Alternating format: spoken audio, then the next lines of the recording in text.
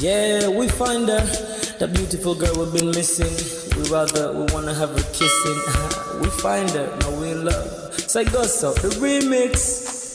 DMB, Tux Bites, remix.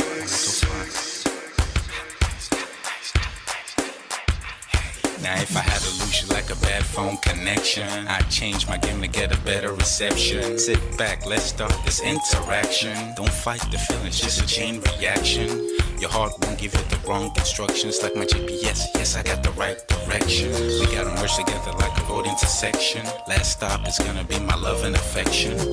I ain't like the mother dudes, they wanna call you shorty, but I'ma call you a beautiful girl. I took your picture home, my mama saw it, she's a very, very beautiful girl. I wanna put you in my video, cause you're so beautiful. You're a beautiful girl. So when you hear us in your radio, turn up your stereo. It's beautiful girl. Gotta find a shorty, what's worth of a lady. It's nice but maybe doesn't look like 40. It's taking a little time. I wasn't seeing no signs, any traces of my baby. Who's gonna be my baby? But I thought I'm gonna take my time. Within it took a long fun eye. I saw a shorty passing by. She's got this very pretty smile. It was right at the bus station. I tried to make a conversation, holding her arms, feeling so tough. I felt this sensation. It's been a while that I've been trying to find a beautiful girl. And now I realize I found me a beautiful girl. She's a model, she's so fine. I just wanna take it by. Beautiful girl, sparkling eyes, a killing thigh. I found me a beautiful girl. My wish came true when I saw you, girl. God must have blessed me with your beauty, girl. Looking so right from your head to your toe. Shaped like a cocoa bottle with a smile of a queen. My queen to be, you my destiny. Got a body of a goddess with your beauty. I'm impressed and I'm never in distress. Come on over and be mine. Been searching for a man and now all the cats keep looking to mine. With a sexy walk and a sexy talk, she must be from a planet called the sexy world. I know I ain't tripping, better yet I'm thinking put a ring on the finger, we look good together. Take your place in my heart with your beauty. I'ma say that I'll never turn away. Who would think I'm in love? Such the way she smiles at me just really makes me weak. The way she speaks to me just really make me go so weak. Keep staring in her eyebrows. All I kept on saying is wow. If you touch as a breeze at night, all I really want in my life. Oh yeah, it's been a while that I've been trying to find a beautiful girl. Fine brown eyes. I found me a beautiful girl. She's my model, she's so fine. I just wanna take it. Beautiful girl, sparkling eyes, killing thigh. I found me a beautiful girl. Yeah, beautiful girl. One beautiful girl, yeah. Beautiful girl. Damn. Money. You seen her? Hot Ice. Have you seen her? LP. Have you seen her? I'ma go over the Tux Bites. I know you've probably seen her. He has a lot of beautiful girls with him. Tux, it's DMB, baby. Look. Beautiful. I look for a while, but I can't seem to find a beautiful girl so I can make her mine. Time after time I've been searching for a while, but every girl I meet never seems worthwhile. What can I do? I pray to God for an answer. I feel pains in my heart like cancer, and when I find her, I'm gonna romance her. Lace of her presents and gifts, call me Santa Claus. I make her heartbeat pause. That's my girl, homeboy, not yours. The girl of my dreams, she's more than I ever thought. Show me ass and culture, I think I'm getting punked. She's what I really want, so I'ma go get her. Since I'm a go getter, you know I'm gon' get her. And I will give her the world, anything for my beautiful girl. Psych. Ooh, it's been a while that I've been trying to find a beautiful girl. Fine brown eyes. I found me a beautiful girl. She's my model, she's so fine. I just wanna take it. Beautiful girl, sparkling eyes, killing thigh.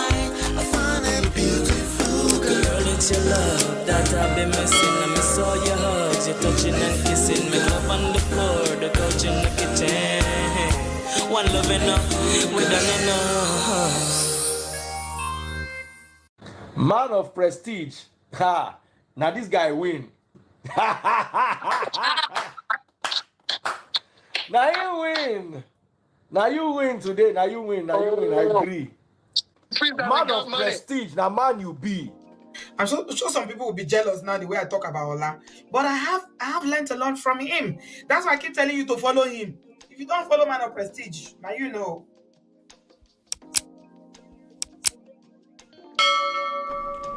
Hey, welcome back to the Man of Prestige platform, welcome. I appreciate you for being here today. Do me a favor, hit the like button, share, subscribe, turn up your notifications so you're notified when we go live. We have a fantastic show lined up for you today. We're gonna have a good time. We're also going to learn. All right, we're going to rub minds together. We're going to learn. So do me a favor, hit the like button as you're coming in. Tell everybody else as they're coming in to hit the like button.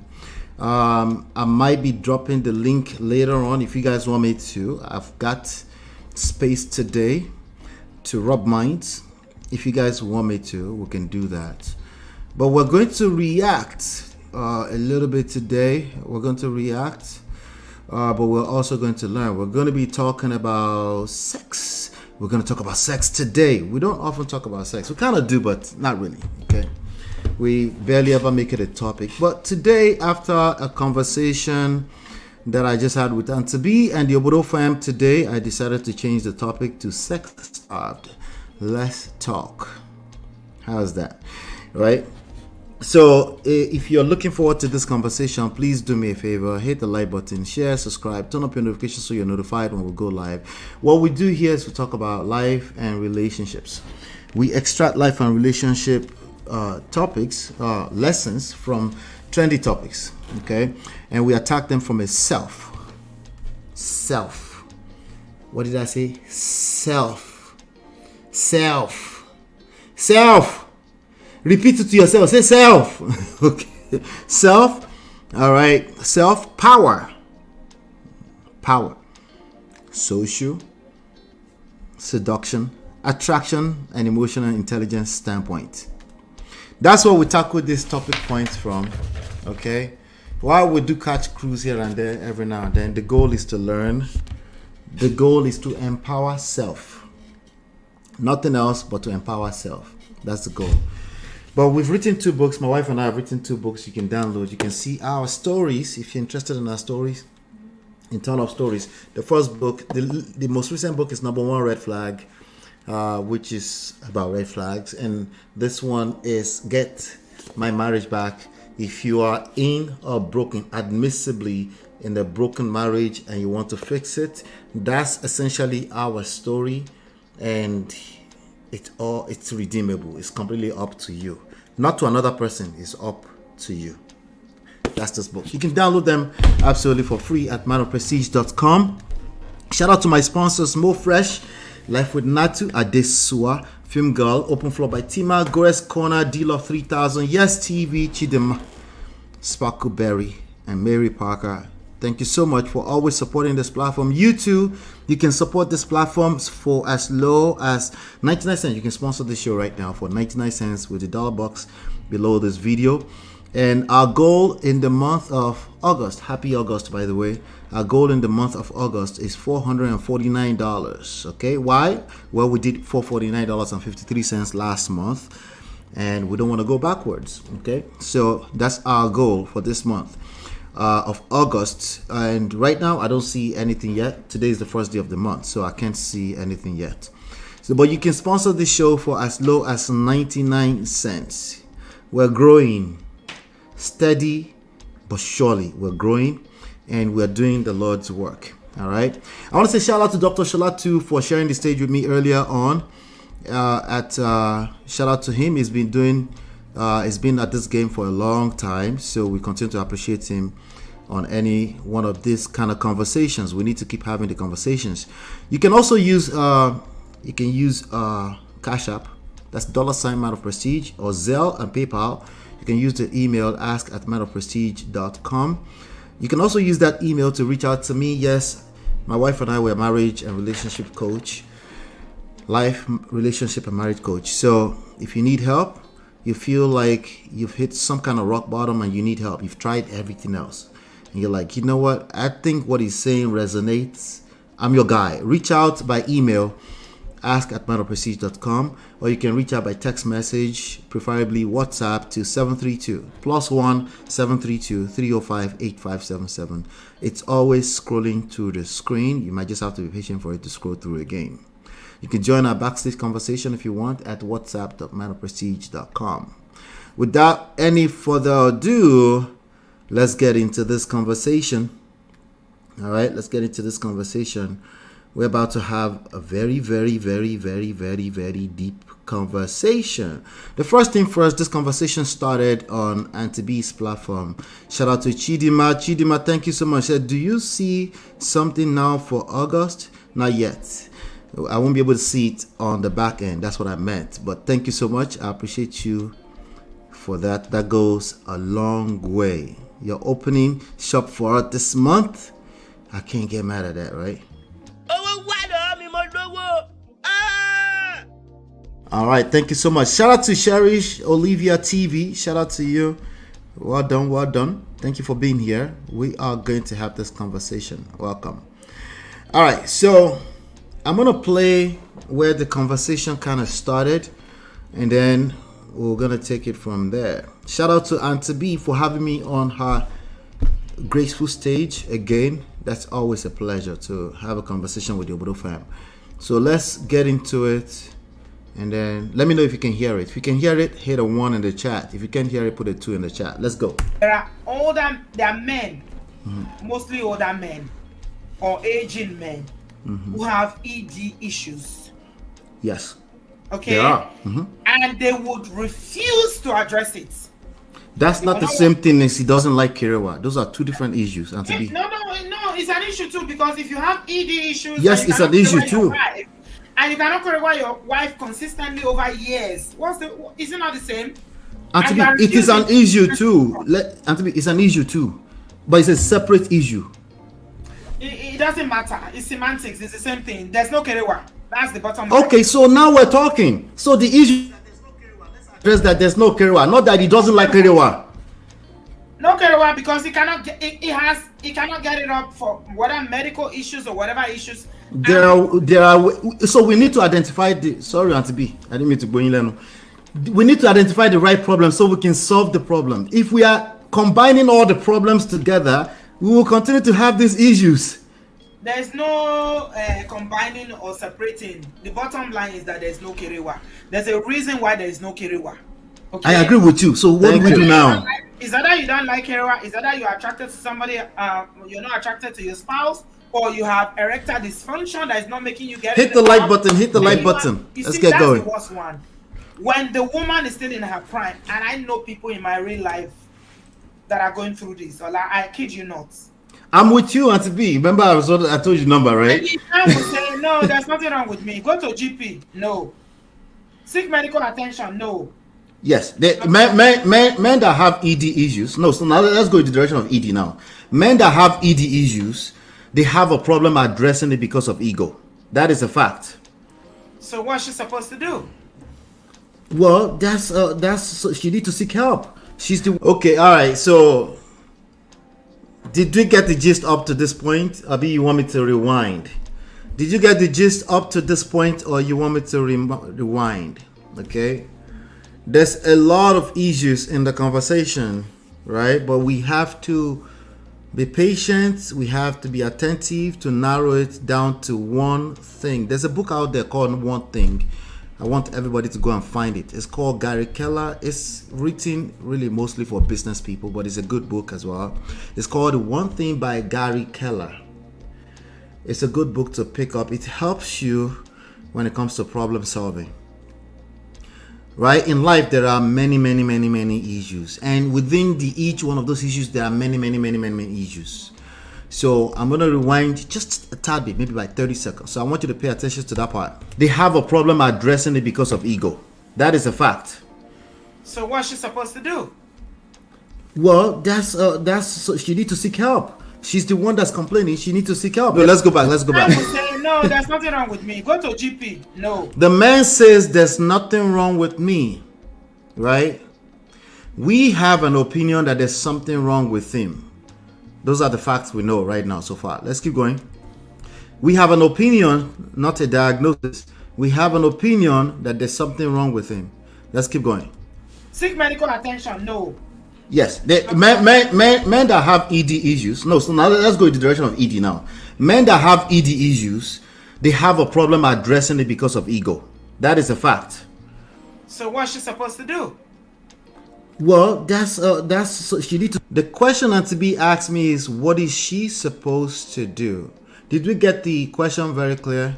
Everybody, can you put the question in the chat? What is the question that we're answering here today? What is she supposed to do? The she could be a he too. The same thing is applicable. As you guys know, I don't really do gender war anyway. The same issue will be applicable on either side of the gender. It doesn't matter.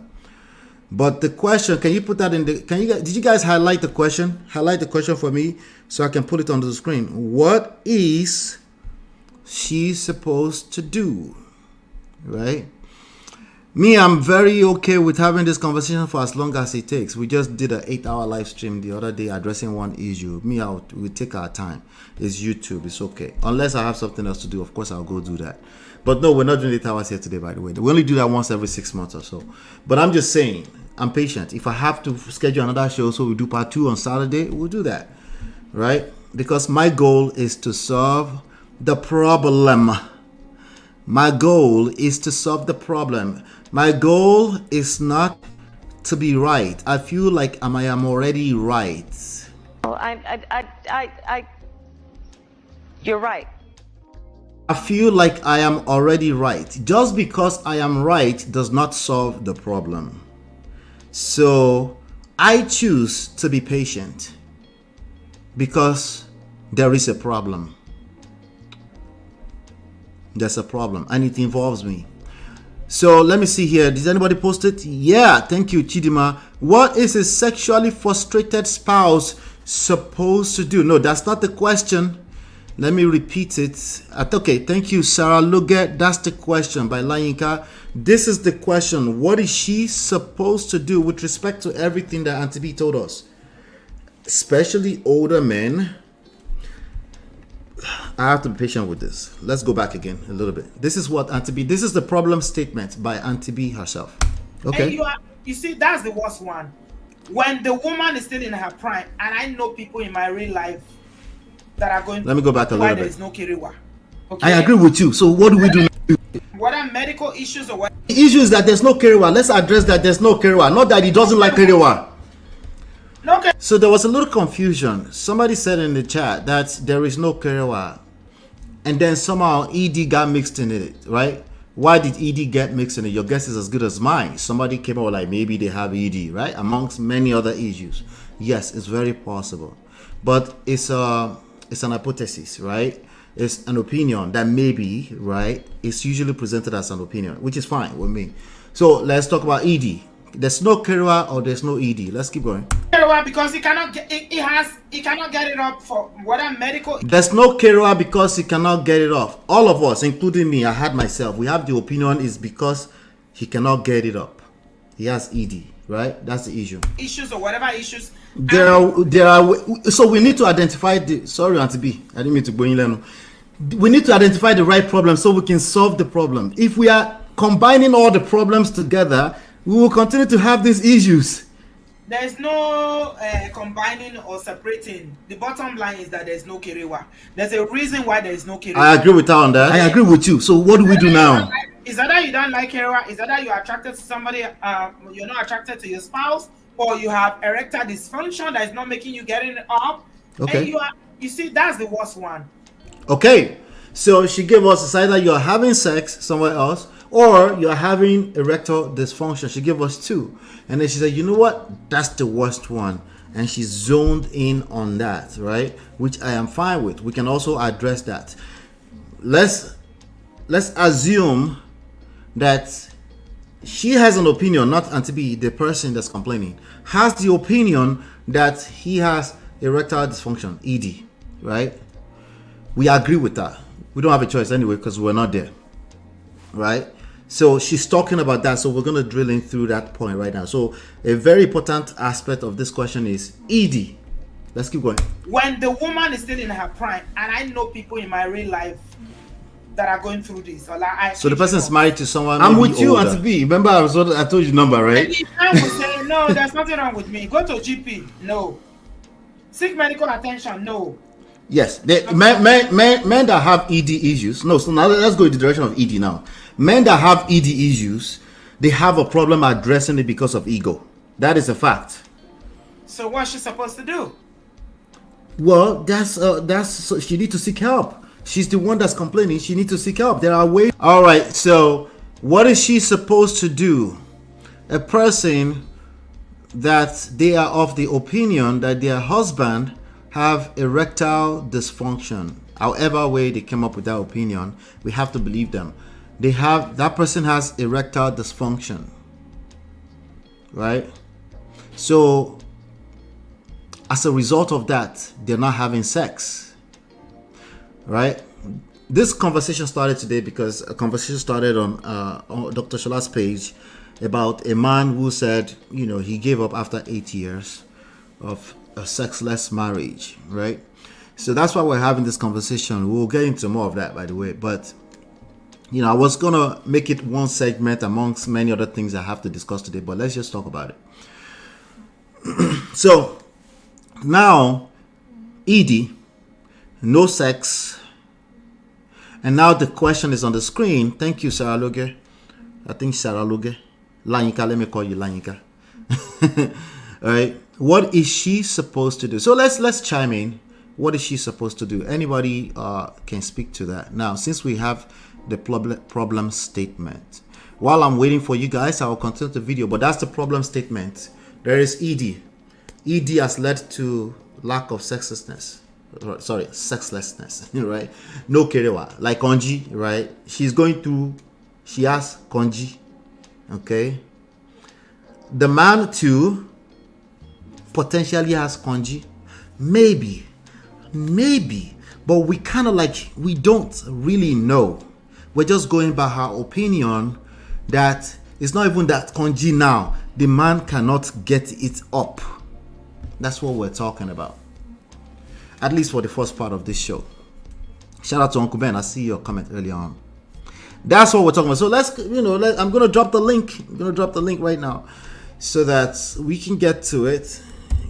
So I don't do brotherhood, whatever that means. I don't do that. I give equal, I'm an equal, what do you call it?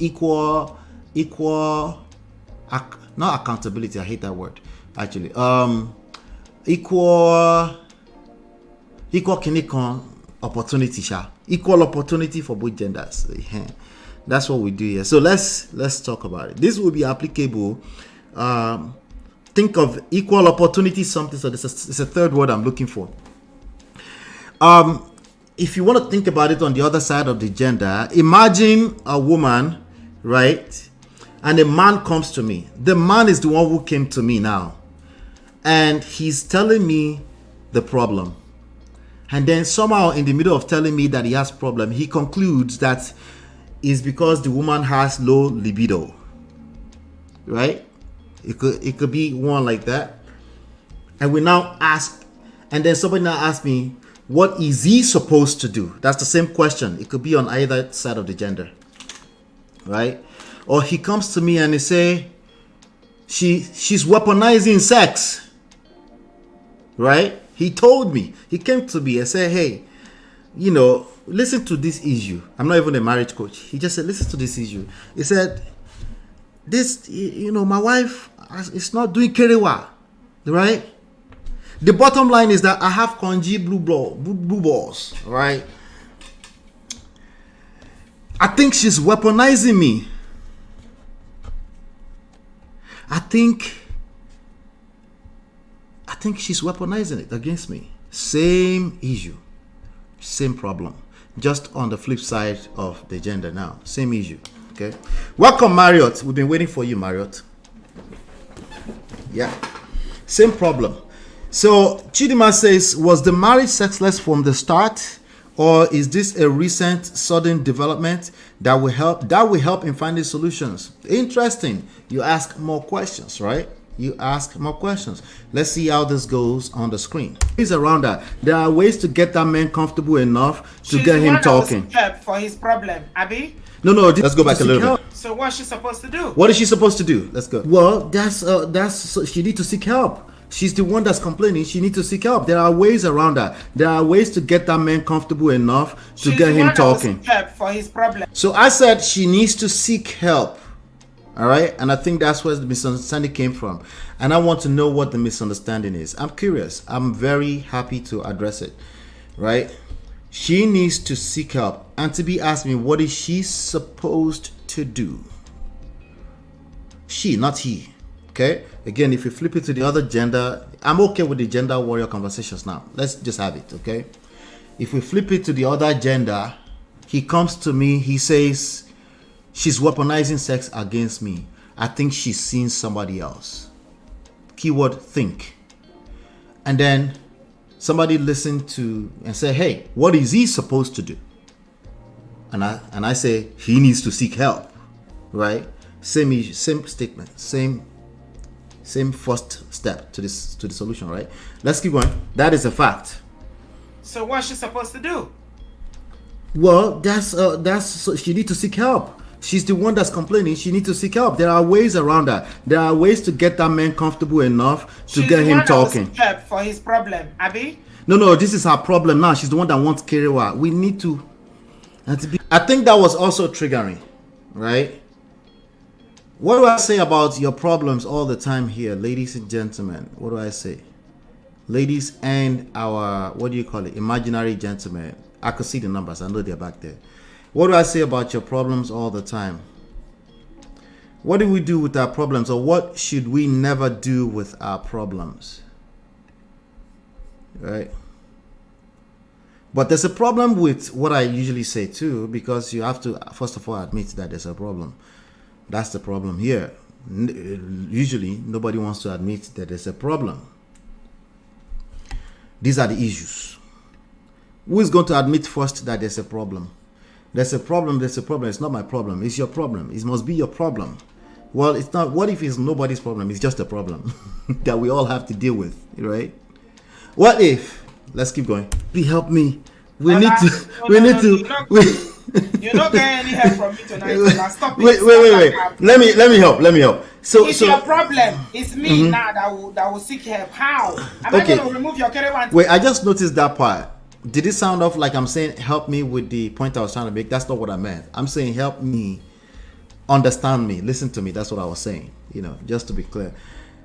These kind of conversations, they normally go like this. One, if you have never really experienced the problem before, to go like this, because we're just all having opinions, right?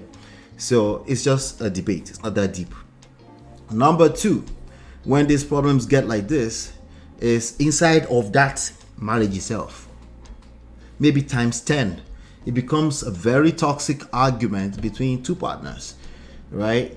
And then when they do shut down, one person usually shut down first. It's not two people that shut down at the same time. One person will shut down. The other person is still trying to talk, typically, right? And the other person that's still trying to talk, literally, now they have resentments towards the person that's no longer talking, right? It's not a decision. It's just something that happens. Like, okay, now I can't talk. Now I'm talking too much. I'll be okay. All right. So before you know it, they disconnect. One person will disconnect. Okay. There's also usually one person who feels a sense of shame because nobody wants to be half-assed when it comes to showing up in a sexual way in their relationship. So there's always that one person who also feel like it's a thing of shame. It's not an argument or if it's actually shameful or not. It's they feel a sense of shame. Keyword being feeling. If you understand what we feel, maybe you have another word to replace it. You feel free to replace the word shame, but not the word feel. The feel is the most important. It's a feeling. It's not a decision. It's just something that happens when somebody doesn't feel enough, right? When they don't feel like they're enough for their partner, everything goes left from that point on forward. Everything goes left, including trying to get them to seek help. You know, let's Take keep you on. to the GP. So there's a couple of problems. Okay, there's a couple of problems. The ED, yes, is his problem on his body. Okay. Exactly. The person that is saying my husband does not want to carry me, that's another problem. That person should seek help. Can we call that problem conji? That's second type of problem. Can we call it conji? Conji is a bastard. Can we feel free to call? You know, there's a problem of ED, and then there's conji. There's a hearing it from Auntie B. She should seek help for his problem. Yes. Made me understand why Uncle Ben and some men get confused. Thank you. It's the same issue. It's the same issue. You know. It makes for good content. It makes for a good perpetual problem in a marriage for potentially 8 years, 7 years of sexlessness. Yeah. This is real. This is real issues that people are going through. Yep. Get confused when you say men should seek help for their problem. Yes, it comes off with a disrespect. Same thing. It's the same issue. If you're the one complaining about disrespect, you have a problem. Let's label it, you have a disrespectful wife, right? What are you going to do about that problem? Well, she should go and seek our forefathers to teach her how to be respectful. I'm like, but I better help me. Let's rewind back. What should who do again? She or he? What should he do then? Oh, let's go back to he. What should he do? Seek help for the problem of, quote, compound word, disrespectful wife. That's not blaming him or making it his fault.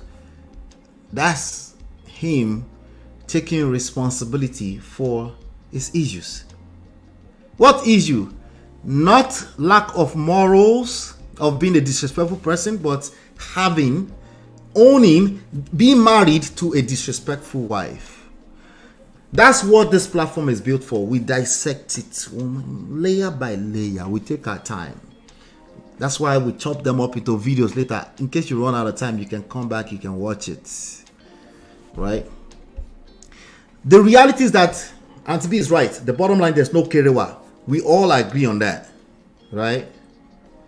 What is the actual answer to that? I wish I could tell you, let's just tell him to go and do ED correction at the doctor. I wish it was that simple. Unfortunately, it is not. It is not. It is not. Yep. So yes, so it did come off as disingenuous, and I respect that. That's why we have these problems everywhere. You know, my people, at the way, salute to all the MOPs. This topic is serious. Welcome, sir. Good to see you, sir. Let's keep playing it. Help. Okay, that person should seek help. No, the person with the problem should seek help. It's not me that I'm seeking help for you. So how? I agree with what she just said. The person with the problem should seek help. Now, what problem are we talking about? Conji or ED? You know, I wish I found the word when I was with her. Maybe that would have helped. I doubt it. I doubt it would have helped. It helped now, right? The person with the problem should seek help. Don't give your problem away. If you have a conji problem, seek help. If you have an ED problem, seek help. Now, the person with the conji problem will need to admit, first of all, that I have a problem. Because if they can't admit that they have a problem, then we got a problem. Another level of problem, right? You see how it's a vicious cycle. The same way where the person with the ED, if they cannot admit that they have a problem, we got a problem. Same issue. It's a vicious cycle. So now we have 2 raised to power 2 problem here. Conji raised to power 2 here. And then we have, I'm just using math. You get what it is, right? Conji raised to power 2. And now we have ED raised to power 2, right? Now when you have the layers of all the emotions that come with that, the shaming, the blame, the fault. Because even when you're not blaming people, they tend to think you're blaming them.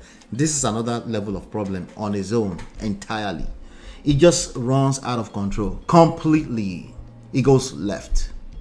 So if you imagine if we're having a conversation here and we don't have direct, if we don't have direct vested interest in this topic, we're just having a conversation. Imagine the people that have emotional vested interest in this issue.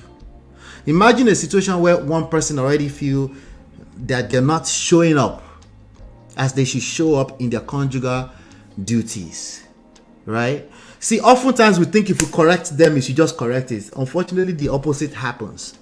When you correct them, ideally, me and you on the same page, they should just admit it and take it. Well, realistically, what they feel is shame, meaning emotions, meaning feminine energy, meaning everything multiplies out of control. That's what usually happens. So when we're being intentional, I will try to see if we can replace the word accountability with intentionality. But I always say here that's intentions with respect to emotional intelligence. That's what I mean when I say that.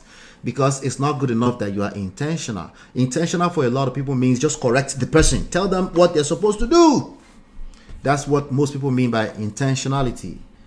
Unfortunately, that's not enough. Remember, my goal is not just to be right, because I think I am right already.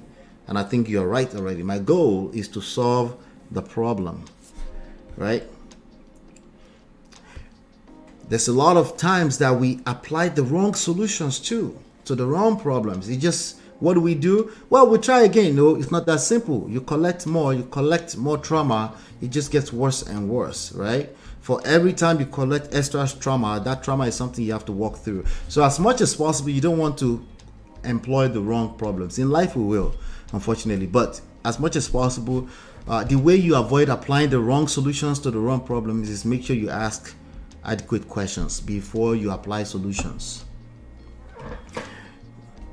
It takes a lot of patience. All right, let's keep going. How are we going to do that, Dante B? No problem should seek help. It's not me that I'm seeking help for you. So how are we going to do that, Dante B? So also, my questions, I can respect that it might come off as condescending, but that's the only way we can have this conversation. Ask questions so we can uncover more truth, right? How are we going to solve that? She said the person with the problem should seek help. Yes. How? Now I'm stuck right there. How? How are we going to do that is the question.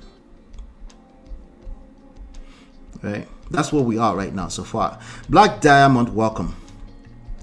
Basically, Auntie B is saying, how can she be helped? And Ola is answering, she should seek help, right? Yep. And even me that understands Ola's method is getting confused along with Auntie B. Understandable, right? So now, in that point where I said she should seek help, you can also ask me, how should she seek help? I can say she can call Dr. Shola. That's a good for he was a guest of honor today on that platform. Call Dr. Shola, right? Try not to make assumptions around what you think the problems are. Get stuck with your own, what you feel about that problem. Own it. That layer, get stuck where what you feel as your own layer of that problem. Own that 100%. If you try to take it a step further, you're trying to hold another person accountable for their bad behavior, and it's not working. It's time for you to seek help, because you still have the problem of not getting your point across to the other person. You can't get your husband to go and sort out their ED issue. You now have a problem, a conji problem, a communication breakdown problem. Seek help. Make a call. Google something.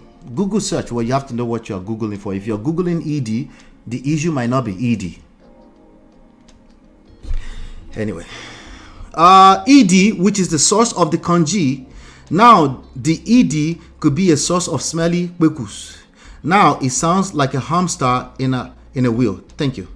That is confusing. Okay, I sound more confusing. You know what's more going to create more realistic confusion in real life? Going through this rabbit hole. We can end this conversation and everybody will be happy, will go home. Everybody, will continue the conversation another day. It's just content. In real life, you go through that rabbit hole. You say he has ED. Eventually, he gains enough courage to say, you know what? It's smelly down there. God, I'm not turned on. Okay? Maybe somebody will know the meaning of shaming at that point. Suddenly. What do you mean you're not turned on? Wait, you feel what? You can't feel nothing. That's the reality. It smells, so I'm not turned on. See, we're going through the rabbit hole of assumptions now. Because I assume it's ED. Okay, you know, the other person say, well, I'm not turned on. I don't know, maybe it's the smell. Something is doing the smell to me. Right? It gets rough. If that man is the first one to come to me and he goes, I don't know, I don't think I find my wife attractive anymore, you know? What do you mean? Then I have to make that person feel safe to tell me what's really going on with them. And then eventually, you know what? I don't know. I try to talk to her sometimes. It does smell funny down there somewhere. When I try to talk to her, I feel like she's just going to bite me up. Like she's going to chew me up because, you know, she could never take the truth. She just feel like you're attacking her when you're telling her the truth. Then I will tell that person, seek help. There's more you can tell me about your wife, and I can help you get her comfortable so you can actually fix your congee issue or her congee issue or the issue of not being attracted to your wife. Your own problems. Because you're the one telling me first. She didn't come to me first. You came to me. Well, she always talk about I have ED. I'm like, I have ED. If she knows what I'm doing outside. Only if she knew. The day she found out, I'm dead. Like, wait, do you really want to be doing that outside? No, I'd rather be with my wife at home, of course. I'd rather with my wife at home, but honestly, after our second child, I just feel like things are taking the complete left. I don't even know where to start from. All right, bro, that's still your wife, man. Let me help you. Let's talk about it. Book a session. Let's get it going. You think something can be done? Absolutely. Something can be done. It starts with you.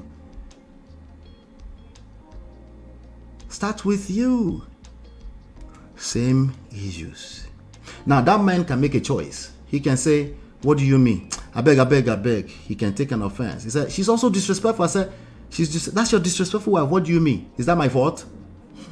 Same conversations. Right? So, ED could be a result of a serious health problem that needs to be addressed. The first step to addressing that is that you need to get him to admit that he has ED. If he does not admit that he has ED, he cannot get further than that. Unfortunately, that's how far you can get. That's about it. Well, I could tell that he's not getting hard. I know, but you don't know why. And it's not admitting to why. Whose problem is that? Not the ED. The fact that you can't get him to admit. Whose problem is that? Well, that's his problem. Okay, let's leave it to him then. Let him go and solve it now. Problem solved. Your own side of the problem is solved. He should go and deal with it. See how easy that is? I'm guessing not so easy, right? This is how you unpack these conversations. When it gets real, it takes a lot of patience. So imagine if you are emotionally invested in this conversation. It's one of the most difficult things. That's why people end up in careerless marriage for 7, 8, potentially for the rest of their lives. Some people just never get it back. Welcome, Mary. Yeah, let's see. Well, deciding to be vulnerable now. I have a direct experience of this ED, congee, careerless. You do, Mary. Feel free, feel safe, you know. But you can reach out to me too if you don't feel safe, you know. Then we could talk about it. But I say, he related it to other factors, me, and I related it to factors, you. He related it to other factors, quote unquote, me. And I related it to other factors, you. She says, small, long story. Communication is key. Yeah. A lot of this issue can be fixed by fixing communication, right? But what most people mean by communication is talking at each other. Let's just go correct him. You need to get his ass to the doctor and go and just correct his ED issues. I agree. If that works, please go ahead and use it. If it doesn't work, come back and talk to me. No, I can encourage. Okay, let me tell you this particular situation that I know. Yeah. Yeah, he has ED issues because of health problems. Okay. Yes. She's been very supportive. She's been understanding.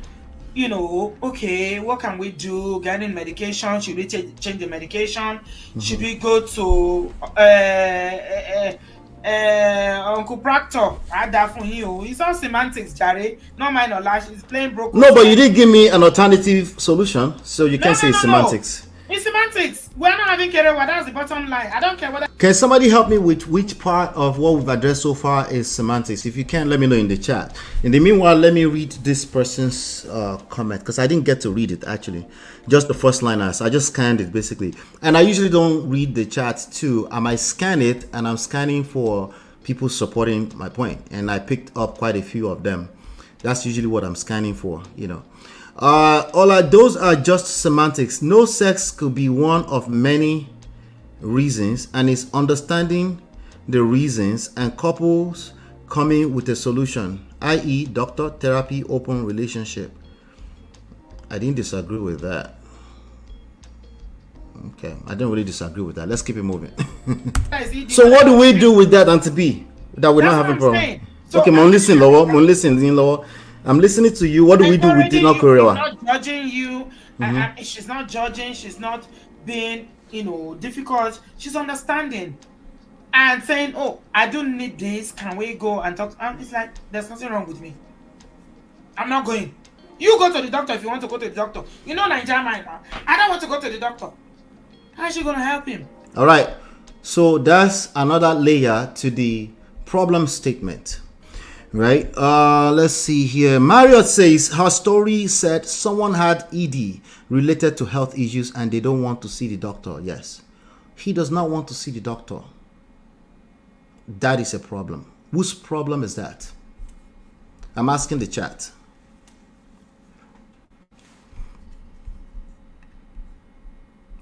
All right, the ED is his problem. But the problem statement says a story said someone had ED related to health issues. Her story is the subject now, right? This is not English class, it's not that deep. Her story is the key word here, right? Said someone had ED related to health issues and they don't want to see the doctor. They refuse to see the doctor. All right. Now, Mario's statement will be incomplete, maybe unless we had Auntie B's question, which is, what is she supposed to do? Now, let's add, what is she supposed to do? A question is effectively a problem. Whose problem is that question? D-Love say, I made it. Welcome, D-Love. Good to see you.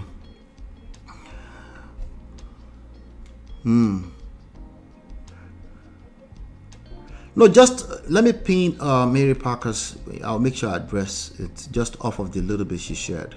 Thank you for the vulnerability, definitely. That way I can still address it at a general level. That's fine. Yeah. So again, same issue. The problem right now is that we are having problems identifying the actual problem. We know what the bottom line is. Konji, no kerewa. We've added another layer of problem on it, ED. Let's add another problem on that. He's refusing to admit to having ED. And then we circle back to she's effectively sex starved. Whose problem is the sex starved? Let's keep going. So how is that his problem? Explain to me, Auntie. I'm not. No. Let's talk about it. I'm here with you. How is that his problem? He's not admitting that he has a problem. She's like, nah, Allah, you're gonna have to take this to minor prestige. Over here, that man needs to go and solve his problem, which I agree with. Right? The problem is that the actual problem is not solved. There's still konji. How is that his problem? Because he's a man and he has a duty and obligation to care about his wife. Okay, and he's not doing that. Yes. So whose else problem does that become when he's not doing that? Well, it's his problem because if he's not doing it, then he's failing in his obligation. Okay, but it becomes other people's problem too. That's the point I'm making here, right? She's the one talking to us now, right? That also effectively becomes our problem. You see, I think of all if I think share. Simon said, yes, this is my situation right now. He's refusing to find treatment for his ED. What You does know that? how What does common that? this is? Okay. If it's refused. Now, this part, what I'm about to say, will come off as I'm dismissing that person's story, which I didn't mean to. It's just that we're kind of all over the place. Let me see here. Mary Parker says he took steps, you see. That's why I can adopt MOSP's point of whoever identifies the problem should own. Thank you.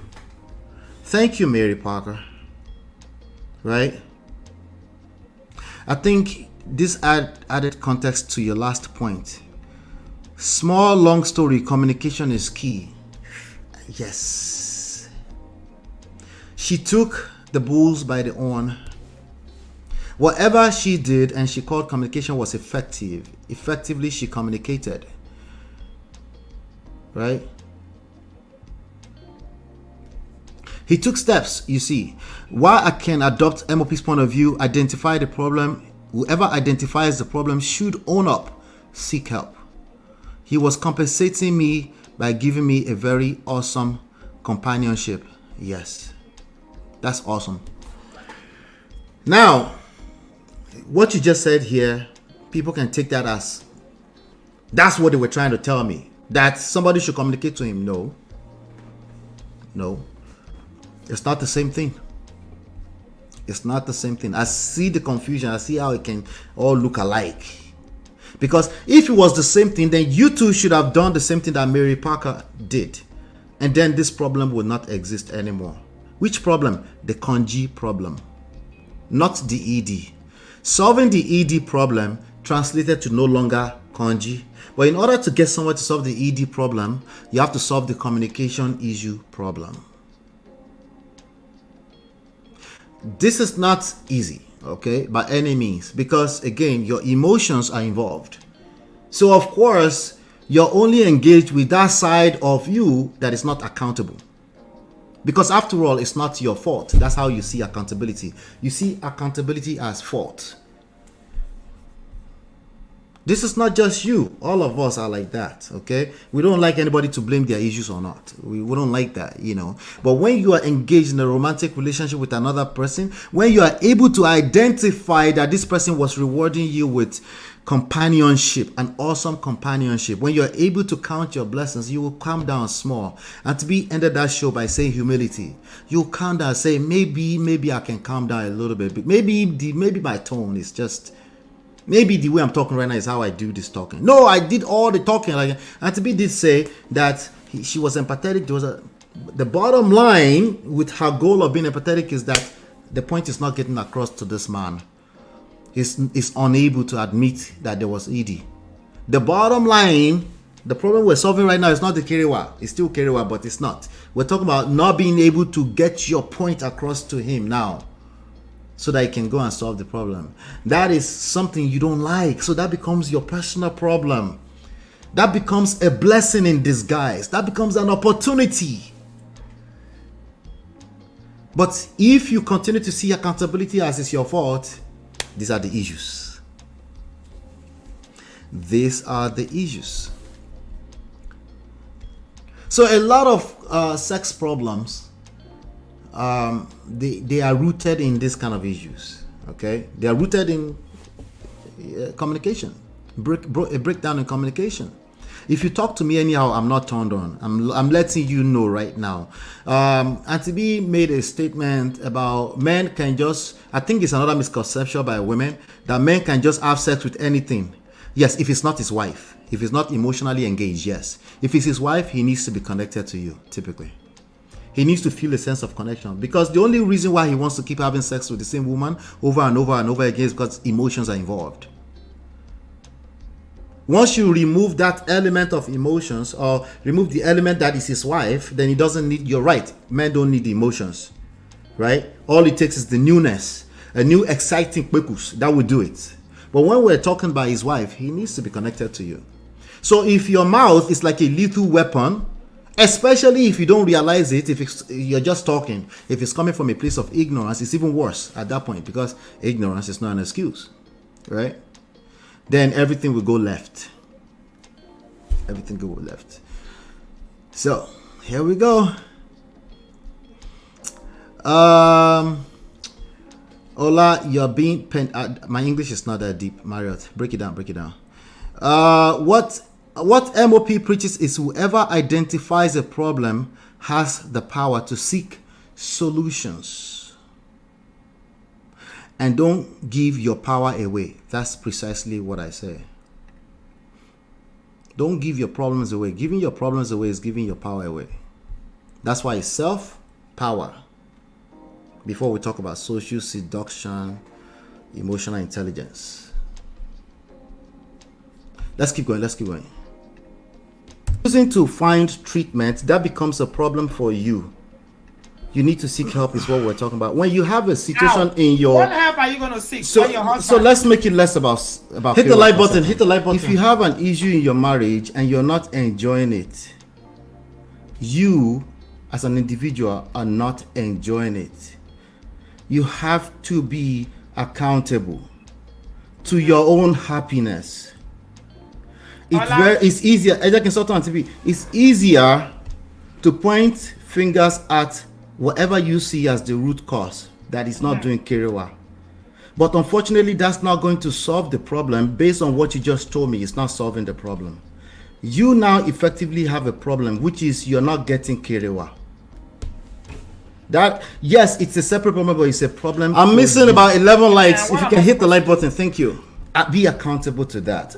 Talk. And to be just ask the question again. What am I supposed to do for you? What am I supposed to do? It's a straightforward question, right? Be accountable to that. Talk to someone.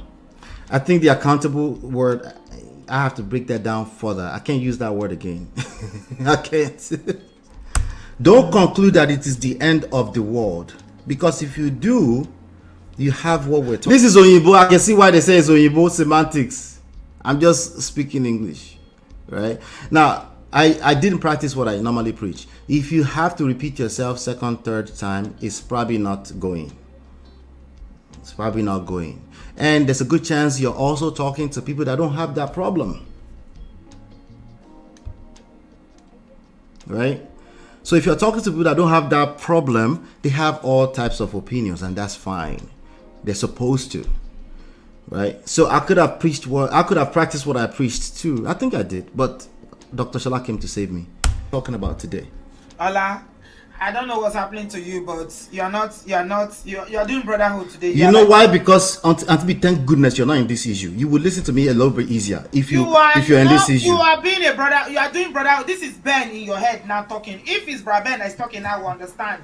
No, I've given Brother Ben this type of pushback before. No, you are the one doing brotherhood now. Brother Ben is always trying to point finger at the other things and no, you likes to play the gender game. He likes to play the gender. Well, we know him for that, you know. He's he's very open about it.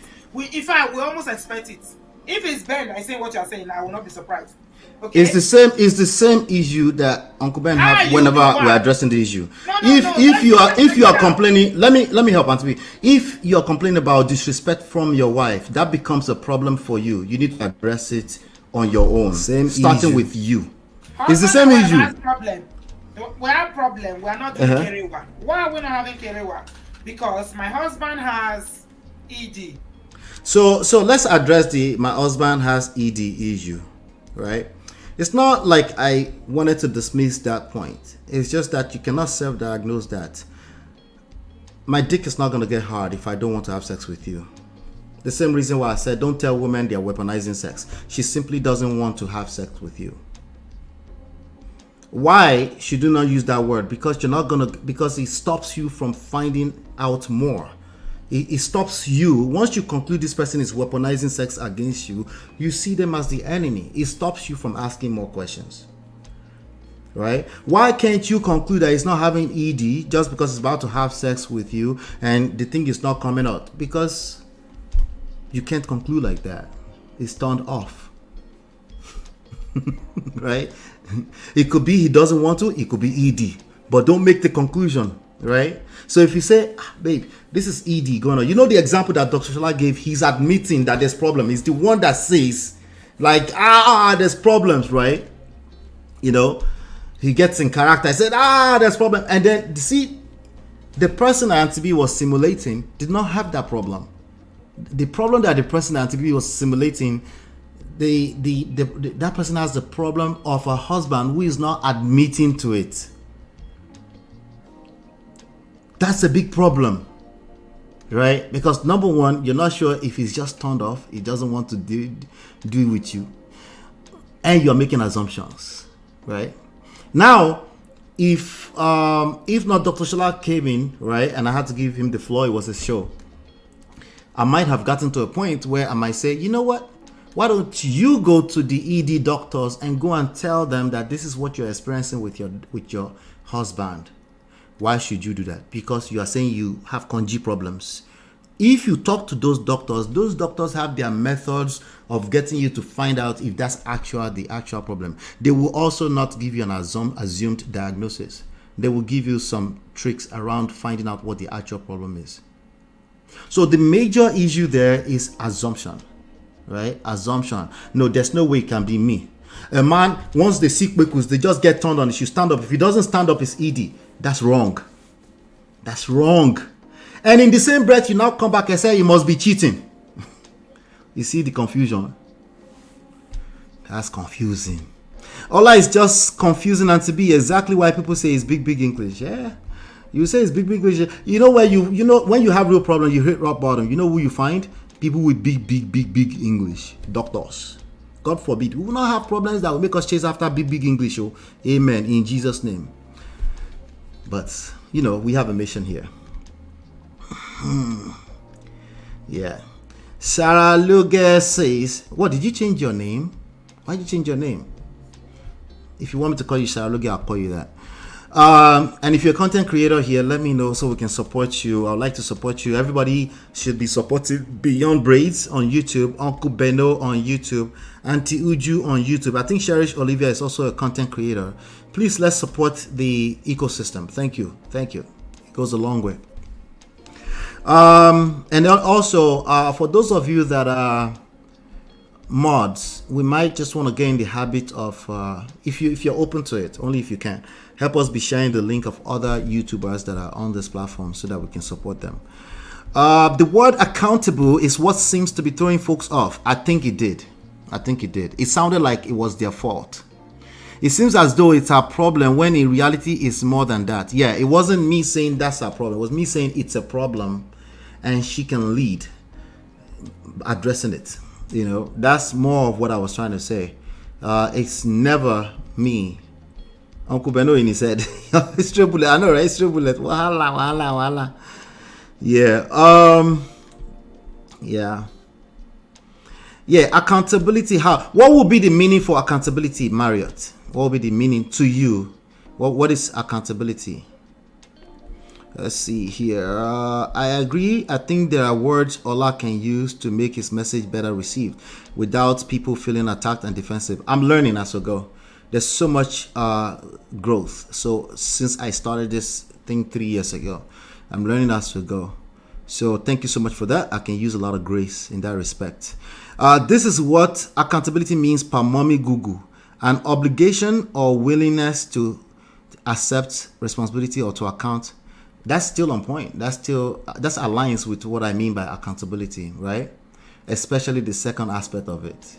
When you're in a romantic relationship, you better be willing to do that. Keyword willing. If you can't do that, it's better to stay unmarried. It's not even just marriage. Any type of romantic relationships. Okay? Let's look at the poisons. Shaming, insult, blame, fault, judgment, condemnation, guilt, discrete logic, sarcasm, condescension, right and wrong. If you're in a romantic relationship where you expect sexual polarity to happen, you better master this. How are you going to master this without making certain issues something you're accountable to when it's not directly your fault? How are you going to do that? Impossible. Same thing with the anti-seducers. Requires a lot of patience. Lots of patience. Neediness. Police. Moralizer. Cheap. Weird. Self-conscious. Talkative. Talkative will do it. Triggered, right? Reactor. Okay, reactor is also people that don't seek understanding beyond their own understanding, right? That's majority of us. It's a very difficult thing to do, but once you master it, you master it. Yeah. So it's still, the meaning still very much aligns with what I meant, which is, it's not your fault. You just choose to do something about something you're experiencing, right? Big deal. Thank you, Beyond. Thank you for posting that, Marriott. I appreciate that. Please post any other YouTuber you know that engages us here. Please help me post their link from time to time. You can save it on your phone where you can copy paste. Yeah, thank you so much. Yep. So let's see. MOP, I'm still not clear. Let's go back to the question. Yes. What is she supposed to do? That's unfair to put the burden on the wife to do the work. All right. So let me address it like this before I continue with and to be. Let me address it like this. Okay. So this is something that often causes misunderstanding. Not with me, because me, I'm just here doing the Lord's work. But this is what causes misunderstanding. Well, if you're not willing to work on our marriage, nothing can be done. There's a conclusion that happens. This is a generic talking point everywhere you go on the internet where they're talking about relationship. You will hear things like it takes two to tango. Right? Why? Because they're actively they're obsessed with fairness. This is the Prestige family. We have a method to our madness here. Let me pull this up for you. Life and relationship lesson from a trendy topic from self.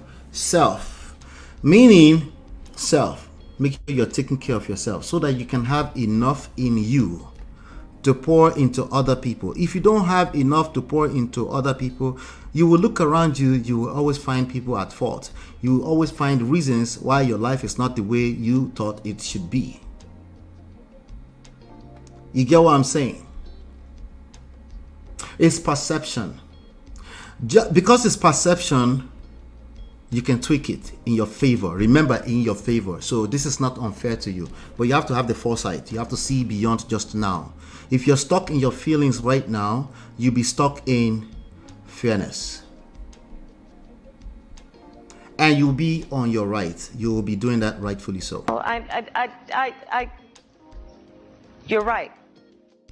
Unfortunately, your problem will remain because you're confused. You're saying it's your problem, but it's not your problem. That's the reality, right? It's your problem, but it's not your problem. It's like, well, it's a shared problem. Both of us should show up at the same time and fix it. That's unrealistic expectations. Okay? You're also assuming that the other person has your same perception. They are having their own experience. Whatever that means, they are having their own experience. They can't see, they're not seeing it the way you are seeing it. You know the secret to a successful marriage or relationship? Right? A united front. Right? You tend to see things the same way. If you had that, we won't be talking about this. So clearly there's a problem. They see things differently. They're having a different experience. Yes, inside of that, there might be bad behaviors. And it's very easy for you to get stuck on the bad behaviors. Essentially, you're stuck on judgmental behavior. Number 4, just because you're judging rightfully does not mean you will create good results when it comes to romantic relationships. I'm taking my time. Very, very important. Now, back to unrealistic expectations. Number 3, if you think your partner should just see life the way you see it in the midst of a funky relationship, meaning you're not even having sex, right? That's the easiest thing to say. You're clearly not you're not having a good time, right? Obviously not. You probably have unrealistic expectations. You're stuck on everything they're doing wrong, and you want to hold them accountable for that. And like I said, I feel you. I feel your pain. I know where you're coming from with that. The only issue is that you're going to get stuck in a cycle because they're going to feel attacked. Feelings. They will feel attacked. They will feel shame. It's not you that decide if it's shaming or not. It's the receiving end that determines if it's shaming or not. It's not you that is. I wasn't trying to insult you. It's the person receiving the insult that will tell you if it's insult or not. And it's worse if they can't tell you because they don't feel safe expressing themselves. This is the reality. This is the dark side. I was supposed to talk about a topic, the dark reality of marriages today. We changed it to this. So this is the reality of how it plays out at an emotional level. All right. So back to unrealistic expectations.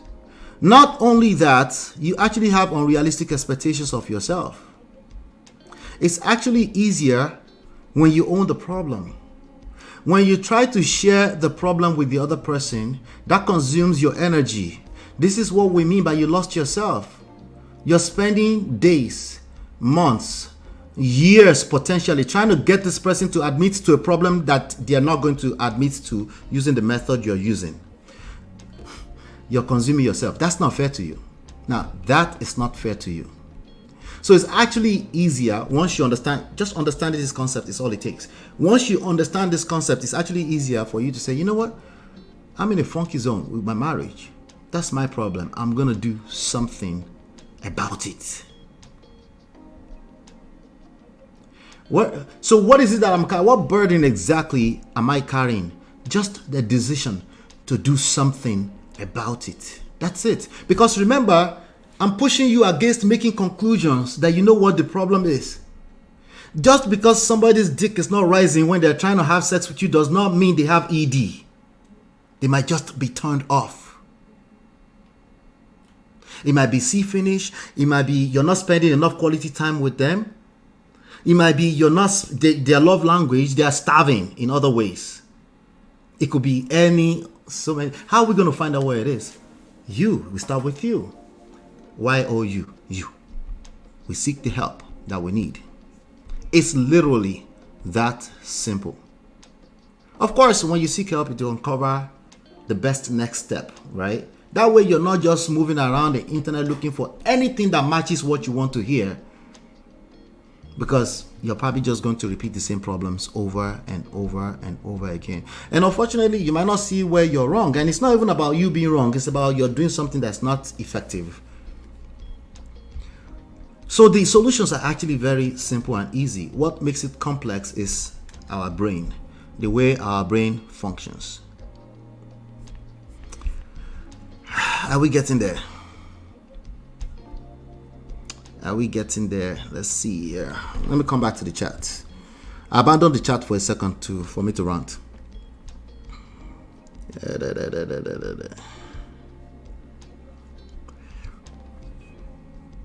Let's say 6:13. Okay, we got some few more minutes. Let me drop this just in case anybody wants to come up.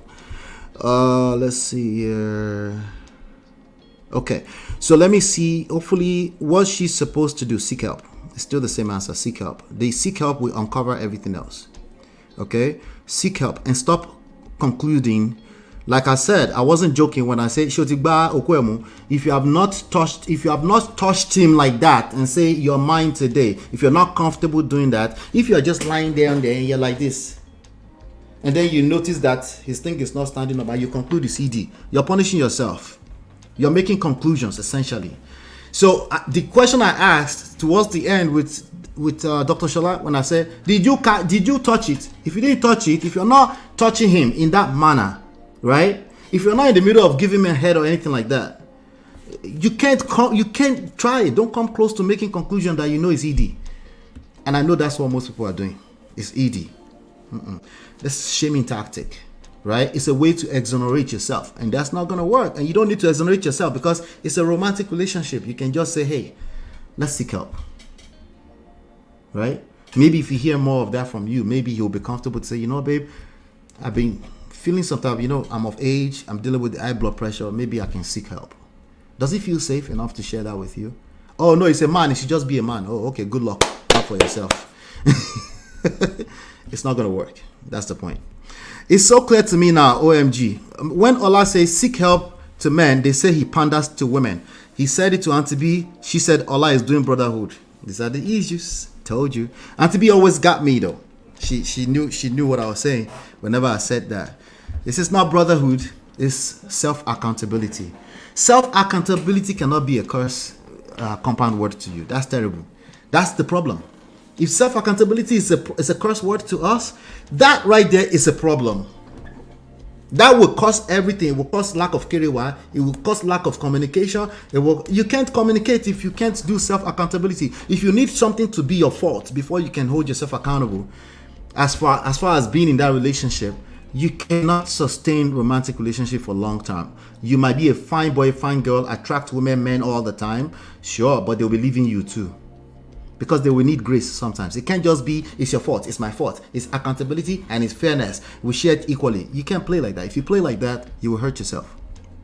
Yeah. She said Ola is doing brotherhood. Maybe other words might help better reception. Or maybe you just break the word down, you know. But self-accountability, if you guys find a better word for self-accountability, it might help. I will adopt it, I promise, as long as it lands the same point. But ultimately, we need patience to get through these conversations. Nothing is going to replace patience. Okay? Meaning, once every 6 months, we might do 7 to 8 hour live streams. Sorry about that. But we can't rush these conversations. Same way you can't rush therapy. Same way you can't rush therapy 1 hour and come out and say, you know how that doesn't help anyway. Wife has fibroids. Husband says, let's go to the doctor. Wife says, no. MOP. Take out accountability. Wife, this is a good point. Wife has fibroids. Husband says, let's go to the doctor. Wife says, no. MOP. Take accountability. Who's going to help me with this?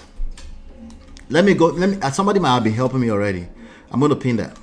That's a good one. Let's see here. That's not how Allah will say, but that's how the husband will receive it. Yeah. A lot of men will receive it that way.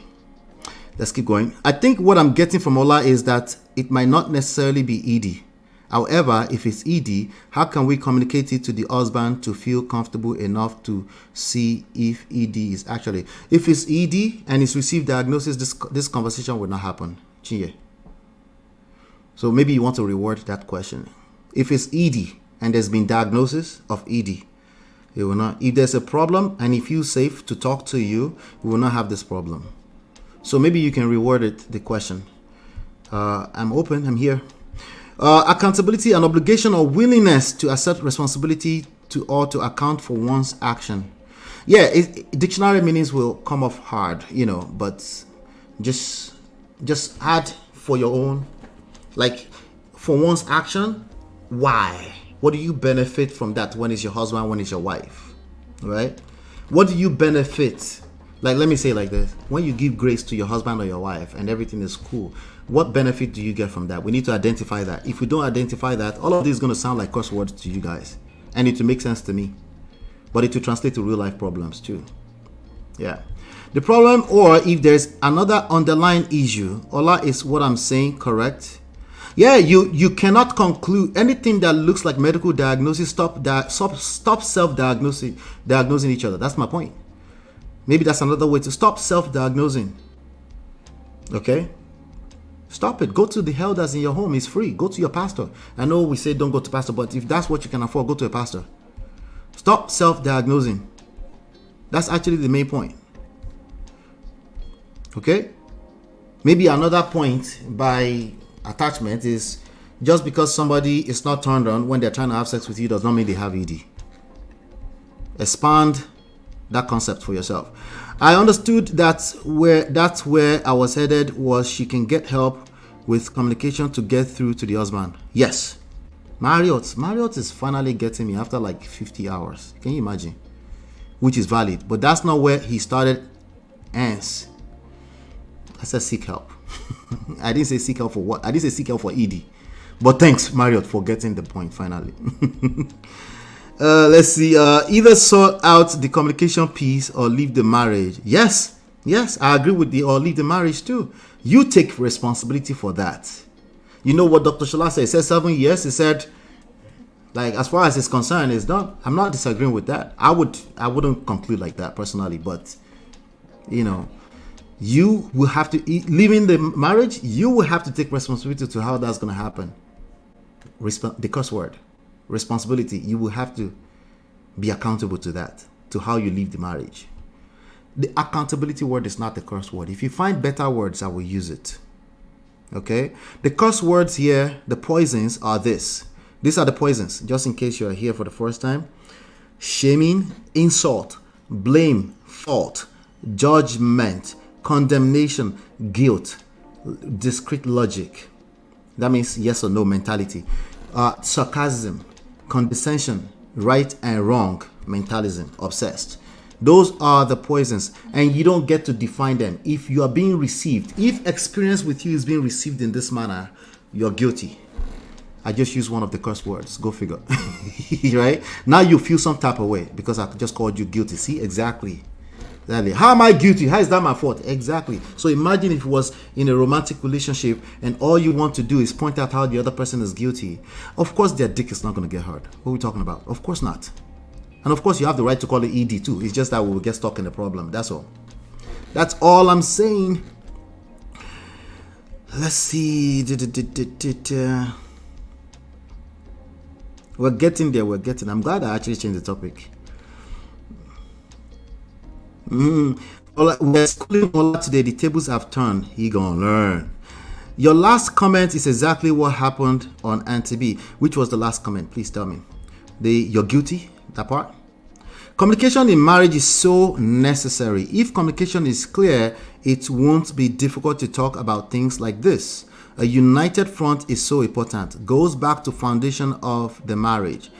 You are absolutely on point, Sarah Loge. I hope I'm not butchering that name, right? You're absolutely on point, right? So that presents when there's problem with breakdown of communication, right? Most people just say the other person doesn't want to communicate. That's the conclusion, and they're often wrong. They're often wrong with what they mean by communication usually, right? But you're absolutely correct. If communication is broken down, nothing. United front is the secret. That's all it takes. The question is, are you patient enough? Do you have enough grace to offer the other side, right? In order to gravitate towards united front. Abi, you're going to maintain your stance. Uncle Ben always talk about that here. I don't give him because that's a different topic. He's always talking about if your way or your highway, right? If you get stuck, right? And the other person is the only one giving grace all the time, right? And in your opinion, you're the one that's giving grace all the time. So where do we go from now? Because you guys are having two different experiences, right? So he thinks he's giving you grace all the time. You're like, no, you don't give me grace all the time. Well, here's the thing. If he's giving you grace, you wouldn't know, because the point of grace is that he won't tell you that I'm giving you grace. You see how confusing it gets? I agree with you. Now, as far as foundation of marriage, you can decide today it's a new foundation. I disagree when people say, oh, you should have. No, there's no you should have. That's another way to give away your problem. You got a problem today. You can decide today is a new foundation. It's completely up to you. That doesn't mean the solution is not to leave the marriage. It might be just that. But you need to first of all renew your mind. You can start a new foundation right now in this moment. You don't need the other person's permission. No, you don't. Because you keep needing their permission to do all right, that's one of the reasons why you lost yourself. That's what we mean by you lost yourself oftentimes. You don't have to stay in that marriage. You can also leave. And leaving doesn't have to be a permanent decision. But if they don't know how to treat you, if you're staying there and you're taking it, you're incentivizing bad behavior. You are part of the problems. You don't like to hear that, of course. How am I part of the problem? They are the culprit. I know. Unfortunately, this is not a criminal court. This is your husband and your wife, or your wife. So yes, foundation is key, but you can build a new one today. You have an option there. It's all about feelings and perception. So the person receiving Allah's words like get help, be accountable, is perceiving something different from what Allah is conveying. Yes. Remember, they are already in their feelings. That's a fact. You know, except that I'm not married to them, Sha. So that's why I say rock bottom. Rock bottom doesn't have to hurt you. Sometimes it hurts badly. When you hit rock bottom, I won't need to convince you. So I refuse to be convincing you. I can also tell you what it is. If you have better words, I will use them. I haven't seen any better words though. It takes a lot of patience to step back and look from the outside, looking in to have a deep understanding of what Allah is saying. It takes hitting rock bottom. That's all it takes. You just have to hit rock bottom, smash your face on the floor, scattered, then you will listen. When you still have options, we have options. There's no need to listen to me. Make sense? Yeah. So what Allah is saying, as opposed to how the woman dealing with this is feeling. Well, this is my client, we do take our time on that. The average person, like all, Chidima says, the average person, like all of us, will feel triggered to hear such words. What words? Accountability? Self-accountability? We never see anything. You they use your function to play. See anything. Are we talking about accountability right now? There's no way you're talking about accountability. Accountability, yes. Self-accountability. Oh my gosh. Let's see. Uncle Ben says coming in 10 minutes. Okay, I'll wait for you, brother. Let's see. Goes back to the foundation of the marriage. Does he feel safe to share details like this with you? No, he probably doesn't feel safe, right? It doesn't feel safe. So imagine a person who concludes that their husband has ED because they were trying to have sex and it's not standing, right? Imagine if that person is saying that to us in the public, right? And that person is married to a person and they're going through this. Imagine what that person has said to their husband, right? Unknowingly, right? Imagine what they have said to their husband. Let me see here. Let me pull Antiju to the platform. Antiju, how are you? I'm good. How are you doing, Ola? I'm doing great. Good to see you. Thank you so much. Sorry, you dropped your WhatsApp link the other day. I couldn't get it. I couldn't find it. You couldn't find it? When it comes to all this computer stuff, but yeah. you could just send a text to this. Will get you inside. Let's see. It's on the screen now. No problem. That number. So, the reason why I came up when I heard about ED, yeah, and some people were saying how whether the man knows, if he knows, you that is on the receiving end will know whether your husband has ED. During the act, you will know. You said you would know. Can you elaborate? Yeah, the woman will know whether the man has ED because it will not be standing as the way it normally stands. Some of them will tell. Do you understand? Some of them will tell. Some women will know. Okay, some women will know. Okay, I'm hearing you. No, some women will know because it will not be as it used to be, maybe as hard as it used to be. And people don't realize that as you get older, as men get older, they don't function. I don't want to use some words here. They are not as strong as they were when they were younger. You could say it's true. Exactly. Yeah. And another thing is when they start developing some disease or some medical conditions like high blood pressure, there are some medications that can cause that. And when they have diabetes, it can cause that too. Right. I had a story about this. Somebody told me this, that, when they were, when they got married, her and her husband got married, everything was good. All of a sudden, he started putting on weight. And he wasn't as, as good as he used to be. Coming to find out, he had diabetes without knowing it. Because you get tired often. When they found out that he had diabetes, he was placed on medication and he started watching his diet and he lost weight. And now everything is back to normal. And some of our men, Nigerian men, they don't want to discuss it. They don't want to, go to the doctor for it. It can be cured. They can give you medications for that.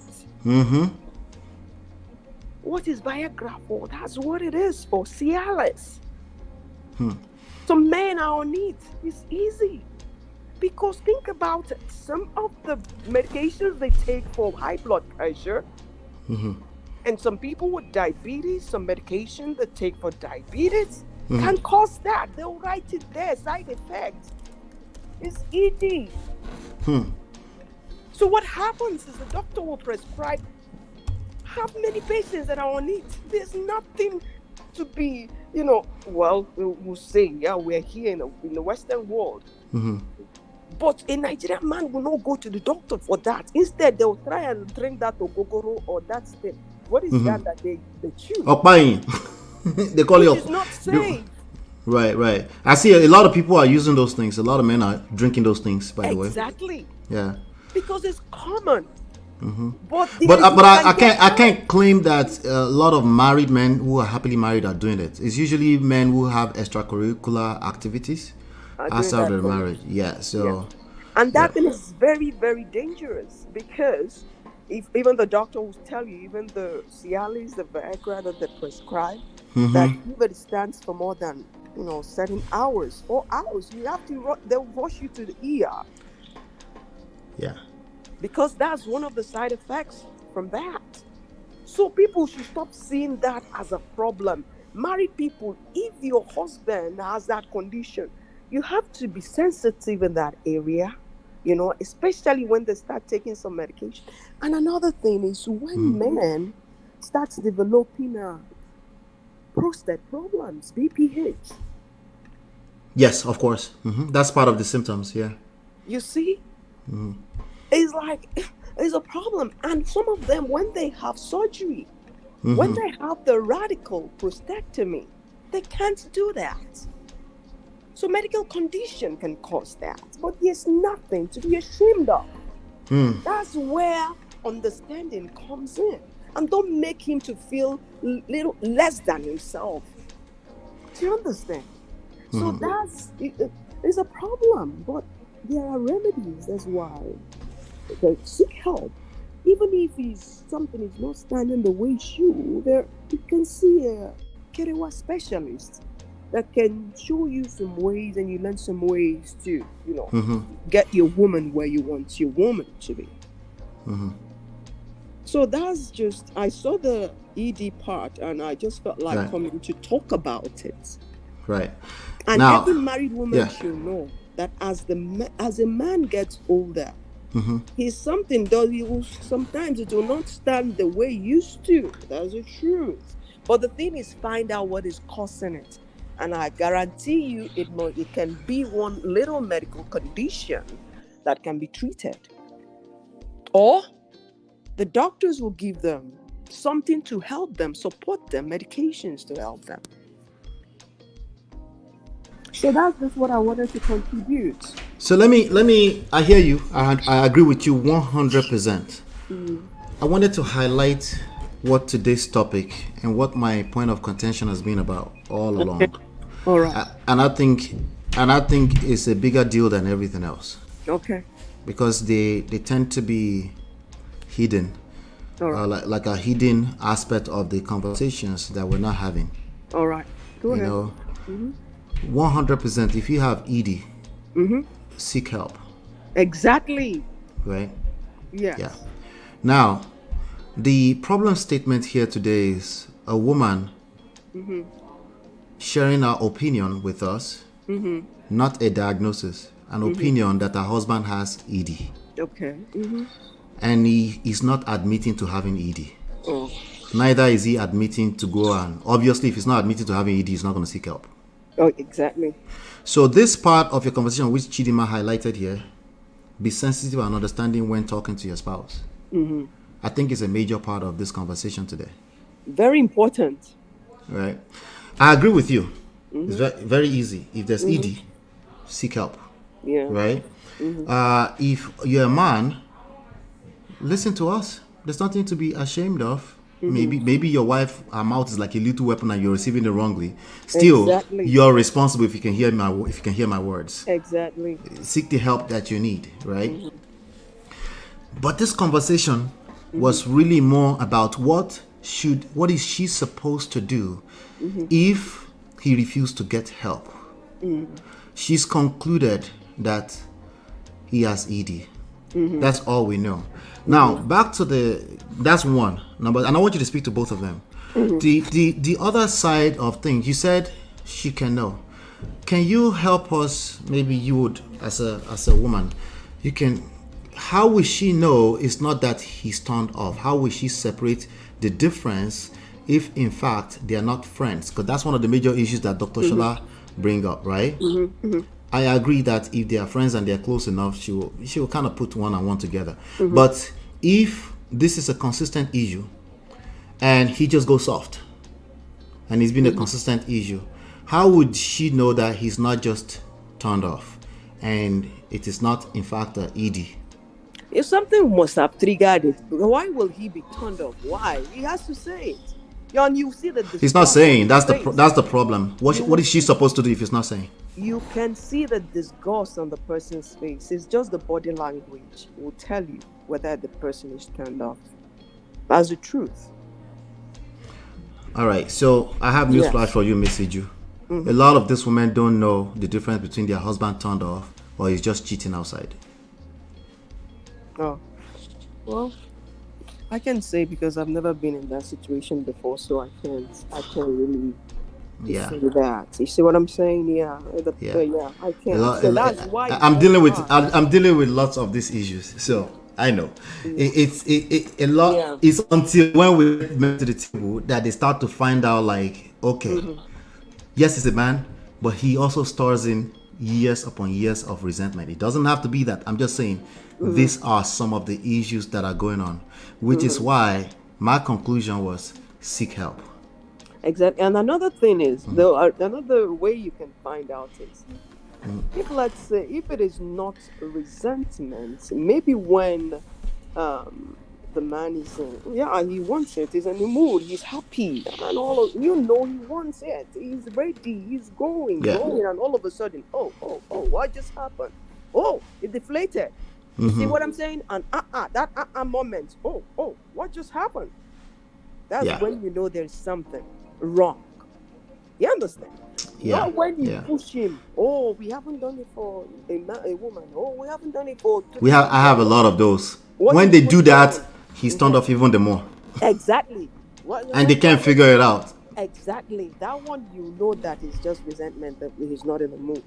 Do you understand? That's just plain and simple. So now I present the question: what is he, after everything I've ever done for this man? What is his resentment? So they are actually storing resentment from the possible idea that he has resentment. Yeah. You see what I'm saying? Yeah, because sometimes that is why I tell you, people are so different. There are some men that find it difficult to talk, to communicate. They keep things inside. They can't. You see those ones that will come out and just blab it, say everything. You did this, mama, They are better than the ones that will not talk and they will keep it inside. So that resentment will be there eating them up. Or they could be taking care of their needs other way. They're just jerking off in the bathroom.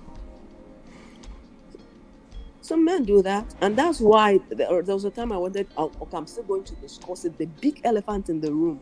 Some of these men, even what the men of God, some people are struggling and dealing with. Some have come out to, talk about. Of course, it. Yeah. Do you know what I'm talking about? Yeah, about corn. We call it corn, like agbado, corn. Like they're addicted to corn, right? Exactly. Yeah. Oh, agbado, you guys call it agbado. Yoruba of corn is agbado. So corn, like corn now, right? So you call it corn just to be safe on YouTube. And there are women in marriages like that. Their husbands don't look their way. They don't give them attention. Those ones are really, really, I don't want to use the word starved like that. The extreme of this, Auntie Uju, is when a man outrightly tell you, I'm not touching you. Some of them will just outrightly tell you. Exactly. Like I'm not, or they'll punish you with silent treatment. We discussed that here some few weeks ago. They're not going to touch you. They won't eat your food. They won't. That's the person who is out bold and talking. Not all of them are like that. Exactly. Some of them will actually still try to take care of their conjugal right or duty, I should say. And it's just not happening because this is what controls everything.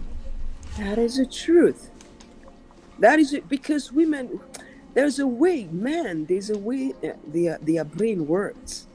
They have to be, well, I don't know, some of them, not all of them. Some will yeah. jump anything under the skirt. Okay, you know, something like that. Yeah. But a normal man, he has to be in the mood. He has to know what to do. Do you understand? Yes. Be there to function. A competent man until to function perfectly, because they know it has work to be done. It's not just landing bam on top of the person and doing what you're supposed to do. There are things you need to do to get yourself in the mood. That's why it comes off as I'm dragging them, because if you know you're not having sex with your wife, you can't sit there and assume that life is perfect. A man, ultimately, anybody that's been following me know that's where I've finished everything. He's responsible for that. You cannot assume that she's okay with not having it. You cannot assume that she's weaponizing it. You cannot assume that it's okay to be in a kiriwaless, sexless marriage for 7 years. That's a problem. That's a problem. You have to see that as a problem and do something about that. If everything else fails, if no one is looking to be accountable for both people, the man should be accountable. Exactly. And another thing is, wives, listening to your husband. You know, some of us are so busy. And your husband will always tell you, Biko, no, this clothes you are wearing, change it now. At least after, try and look nice. Try and look attractive. Smell good, change the wig.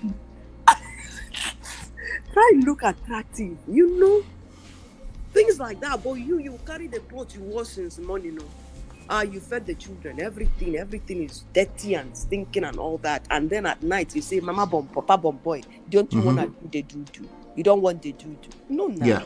That's very repulsive. Yeah. And this man, so when he goes outside and when he sees somebody that smells nice and and that person lures him to her bed, of course, he will do that. So he's just gonna be human and participate in bad behavior. Yeah. We have to listen to all the stuff. All right. Thank you so much. Somebody help me drop Auntie Uju's link in the chat. Thank you so much, Auntie Uju. Please, everybody go and subscribe. Let's support her. I appreciate you a lot. Thank you. All right. Thank you. Thank you. Uncle Beno. Hey, Baba Alpha. Brother Lee, how you doing? I just do. I thought you were coming to defend me today. You went there to go and pander to women. So she ain't got to that lesson. She ain't got to that lesson. I'm not pander to women. You were supposed to come there and back me up. Brotherhood failed completely today. Thank God for Dr. Shola. I'm backing you up, but you know how these our sisters wear their blood the hot at times now. So so you save your own word, self-preservation. This is when you want to practice your own self-care. MOP don't start to when we know start law for here. Say myself don't get traditional law degree now, and I've been coached by Misty and my other sisters.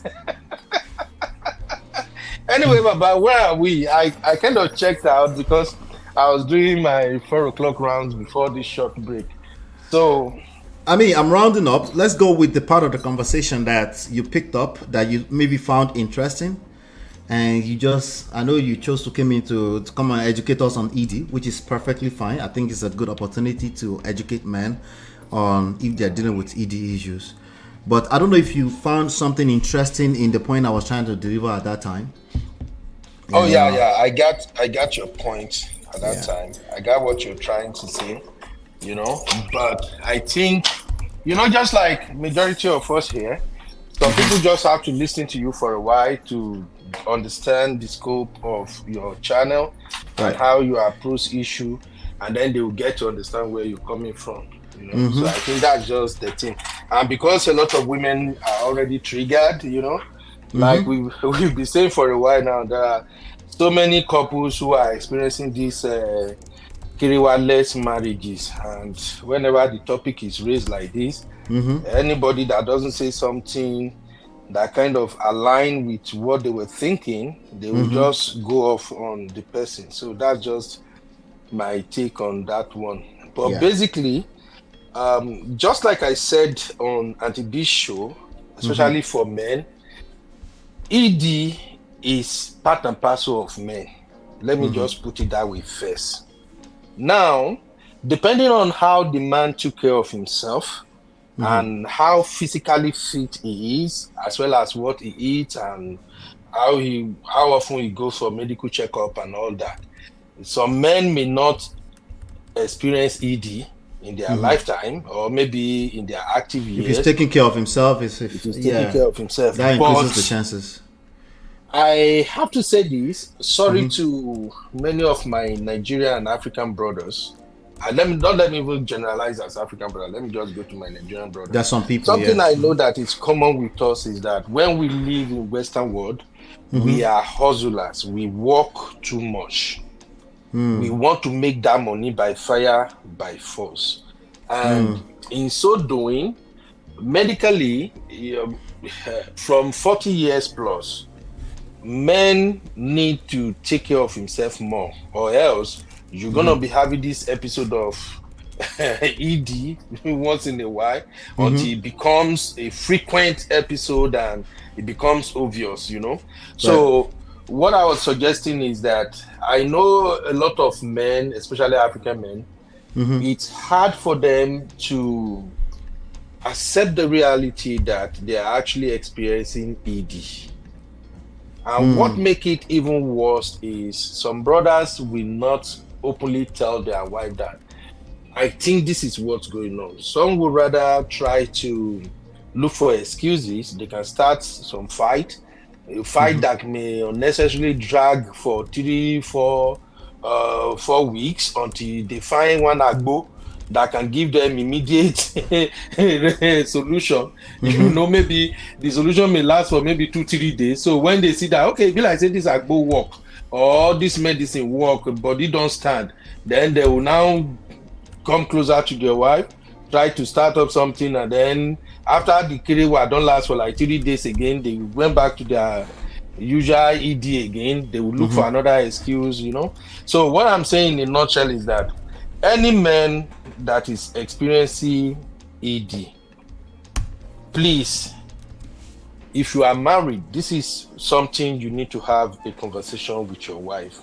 And to help any man who might hear my voice right now, ED is usually not a chronic situation.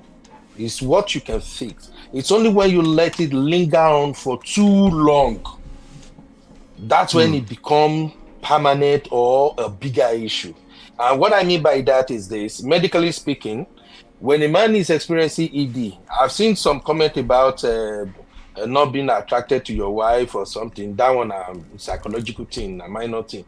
But when we're really talking about ED, before a man develops ED, he already has some underlying health conditions ongoing.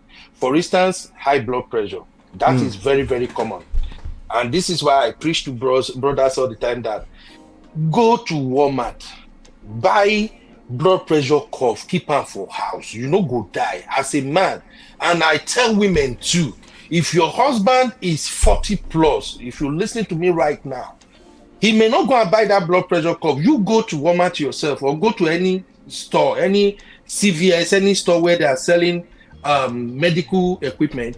Get yourself blood pressure cuffs. Check your husband's blood pressure, because what happened to many African men is that we work so hard, we work so much that we don't check our blood pressure. And once that blood pressure continues to be elevated for too long, it will start affecting your heart, and then it will start affecting blood flow to the penile area.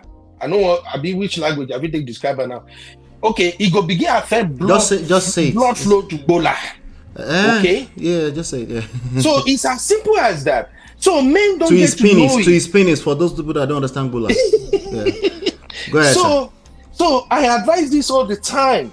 If your husband is 40 plus, auntie, uncle, if you're listening, check your blood pressure regularly. And if your husband is the type that work in a way that he doesn't have enough sleep, if he's only sleeping maybe 4-5 hours a day, forget say that bola they work now. Very soon that bola no go work again. He go begin they do dakudaji to he go work this week. For the next 3-4 weeks, the bola fit no work again. And if it is a Nigerian man, if he is not your friend, that he can open up and tell you the fact that, oh, I think something is wrong, baby. Una will begin get issue. He will start avoiding you. He will be sleeping on the couch when you are expecting him to come in. He will look for all excuses under the blue sky not to be lying beside you. Okay? So that is just it. Now, let me add this. If you are ever experiencing ED, it was actually after I became a nurse that I found this out. If you are experiencing ED, to treat ED is very easy. Honestly speaking, if it has not become a chronic condition that has become permanent, or maybe your doctor put you on certain medication and the medication as part of the adverse effect, it resulted in ED, or maybe you are involved in an accident or something happened drastically. If the ED happened naturally as a result of you not eating well, not exercising, or not taking good care of yourself, it can be fixed. Now, I do understand that most African men, they don't want to go and see doctor. It's something shameful. They don't want to go and tell doctor, say, hey, doctor, I really can't get this thing up. Or even when I'm in the mood, this thing won't get up. But a lot of them will not go to the doctors. But here is this. What they do is to start drinking agbo or buying all kinds of herb. They are making the situation worse. All those herb will give them immediate remedy that will cause more damage. For instance, a man who is drinking alcohol consistently, there are some men that every day when they come back from work, they just want to take one shot. From one shot, it becomes 2 shots. Some of them have bottles in their fridge. They say, oh, baby, it's just 1 bottle or 2 bottles. And you are already having this ED small. You won't crash with that. It's about to crash out. Oh, the man will crash. I'm telling you, he's going to crash now later. You see, when it want to happen, and for the benefit of education, if you notice that your man, they do 30 minutes before, later it become 15, later it become 8 minutes. Now it don't become 3 minutes zone, the one women usually describe as 2 minutes men. That guy don't there at the verge of ED. And when it goes on like that for too long, una go get issue for that marriage. So that is the time you need to start, as a woman, you have to start getting matured and start having mature conversation with him about it. And when you want to talk about it, don't bring him down. Boost his ego. Tell him, baby, I know now you be my lion. Anytime when you want scatter area, you go scatter area. But these days, you just they do small. Wait till happen now. He knows what's wrong with him. He just don't want to admit him. But I'm just telling you that don't just throw it at his face, because I think that is where the basketball start when MOP was trying to let them understand on anti-B platform that you get how you will present this issue to your man, it will become different in entirely. So I'm just saying it won't just start one day. It goes gradual. From 30 minutes, it will drop to 20, 15, 10, then he will get to the 3 minute zone. Una don't get problem with that. And then he will now get to a place whereby even no matter what you do, if you like blow the trumpet from now till tomorrow, the thing no go get up. Even him won't do. You go see say he's really interested. They sweat, he won't do, but he no go get up. So please have conversation about this. As a man, all right. Thank you so much for that. Talk to your wife, and then just to give another extra tip, MOP. Go for it. When you go to your doctor, it's not a difficulty, it's not a hard conversation to have with your doctor. Just tell your doctor that, hey, doctor, lately things has not been okay. Already they will have checked your blood pressure. They will see that you have high blood pressure. And then if your doctor don't want to handle it, if they realize that what is going on with you requires a specialist, they will now recommend that the man go and see a urologist. When you get to the urologist, they will run some tests. And the main thing in that test is the T and bad cholesterol. So if they tell you the T level is below 300, there are some, when they prescribe some medication for you and you go and check the side effect, you go one run away as a man. You feel like, don't worry, do this first before you start taking those medications. Go and get I don't want to say it here because of my profession. I don't want to make it look as if I'm recommending anything to anybody, okay? So, but there are some over-the-counter supplements. They are very, very. You see them. Is that your disclaimer? Yeah. You know my profession now. I'm not supposed to give people. You're not supposed to give recommendation. So, but I just want people to know that it's very easy to treat. There are some supplements on the counter. I think maybe I will put it on my membership. People will see it. There are some over-the-counter supplements. It's just about 4 of them. You shock self if I tell you MOP. People don't know. It's just about 4 of them. You combine them together. It will take about 2 weeks before you start working. After that 2 weeks, your wife said, would think, say, what happened to this man? Where are you coming from? But it's very simple. You get the supplement, then you register in a gym, and I can recommend just 3 types of workout: weightlifting. There is this stairs. There is this step you climb when you go to the gym. You go to the gym, you climb that step. Do this. Make sure you walk at least 200 steps. When you are climbing those steps, start counting. By the time, if you are just starting, by the time you step up to 70, you'll be tired. Just take your time, relax, and then go back at it again. Make sure you walk 200 at least 2 or 3 times in a week, and then take those supplements. I tell you something, although your doctor would have put you on blood pressure med if your blood pressure is really high, but after 2 weeks, your wife will thank you, and maybe you will thank me too. So ED is not a big deal. If any man is experiencing it, don't make it a case. Don't accuse your wife. Don't start. I know some men that actually say maybe their wife did something that make their goal and understand when they are with them. It's a lie, bro. Why can't they say that? Why can't they say that? That's an excuse now. They just want to push the blame to the wife now. Let's just call it what it is. We eat all kind of nonsensical thing here, especially those of us that cannot do without career and this thing and fufu and all that. Uncle Benno. Thank you for all the recommendations, by the way. That was apt. Now, I want to go back to this last part. Why can't the man say it's the woman that caused the Ebola? Do you understand? Why can't the man say that?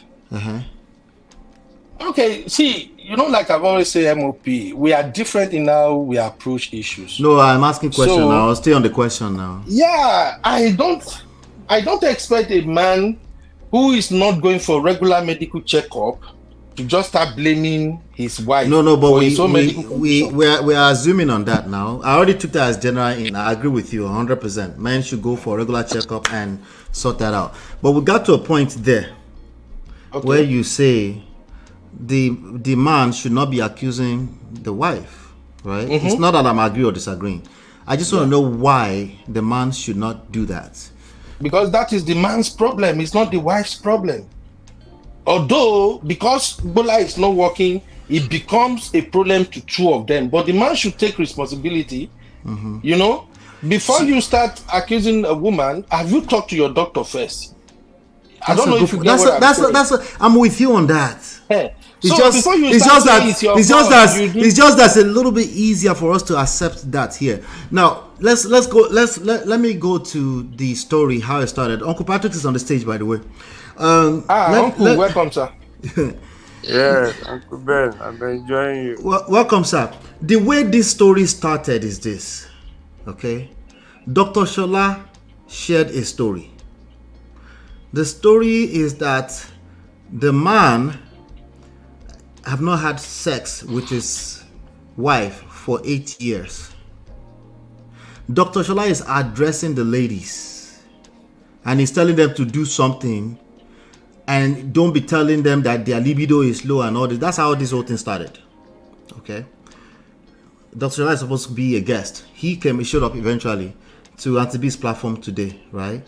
And he went further to address that. Okay. He addressed this ED thing small, right?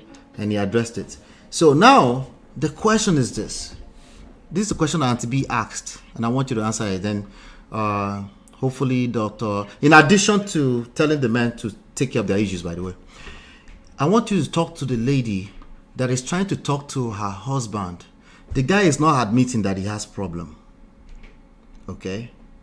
The guy is not admitting. But this is this lady's excuse to Dr. Shola's dragging for the past 2 days. Dr. Shola has been dragging women for the past 2 days on this issue that they should do something about their sexless marriage.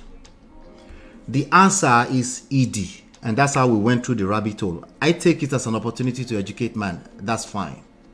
But I want you to speak to that. Auntie B asked a very simple question. The guy is not admitting to having ED problem. He will not seek help. What is she supposed to do? That's the question. Can you hear me? Yes, I can hear you, sir. Okay, so let me just get the question. The guy is not admitting that he has ED problem. Yes. So he's shifting the blame. So effectively, no, we don't know if he actually has it. The woman said the guy is not admitting to it. So effectively, he's not seeking help. Okay. That's all we know. So what is she supposed to do? Is the question. Well, she need to have. Mario say abort. abort.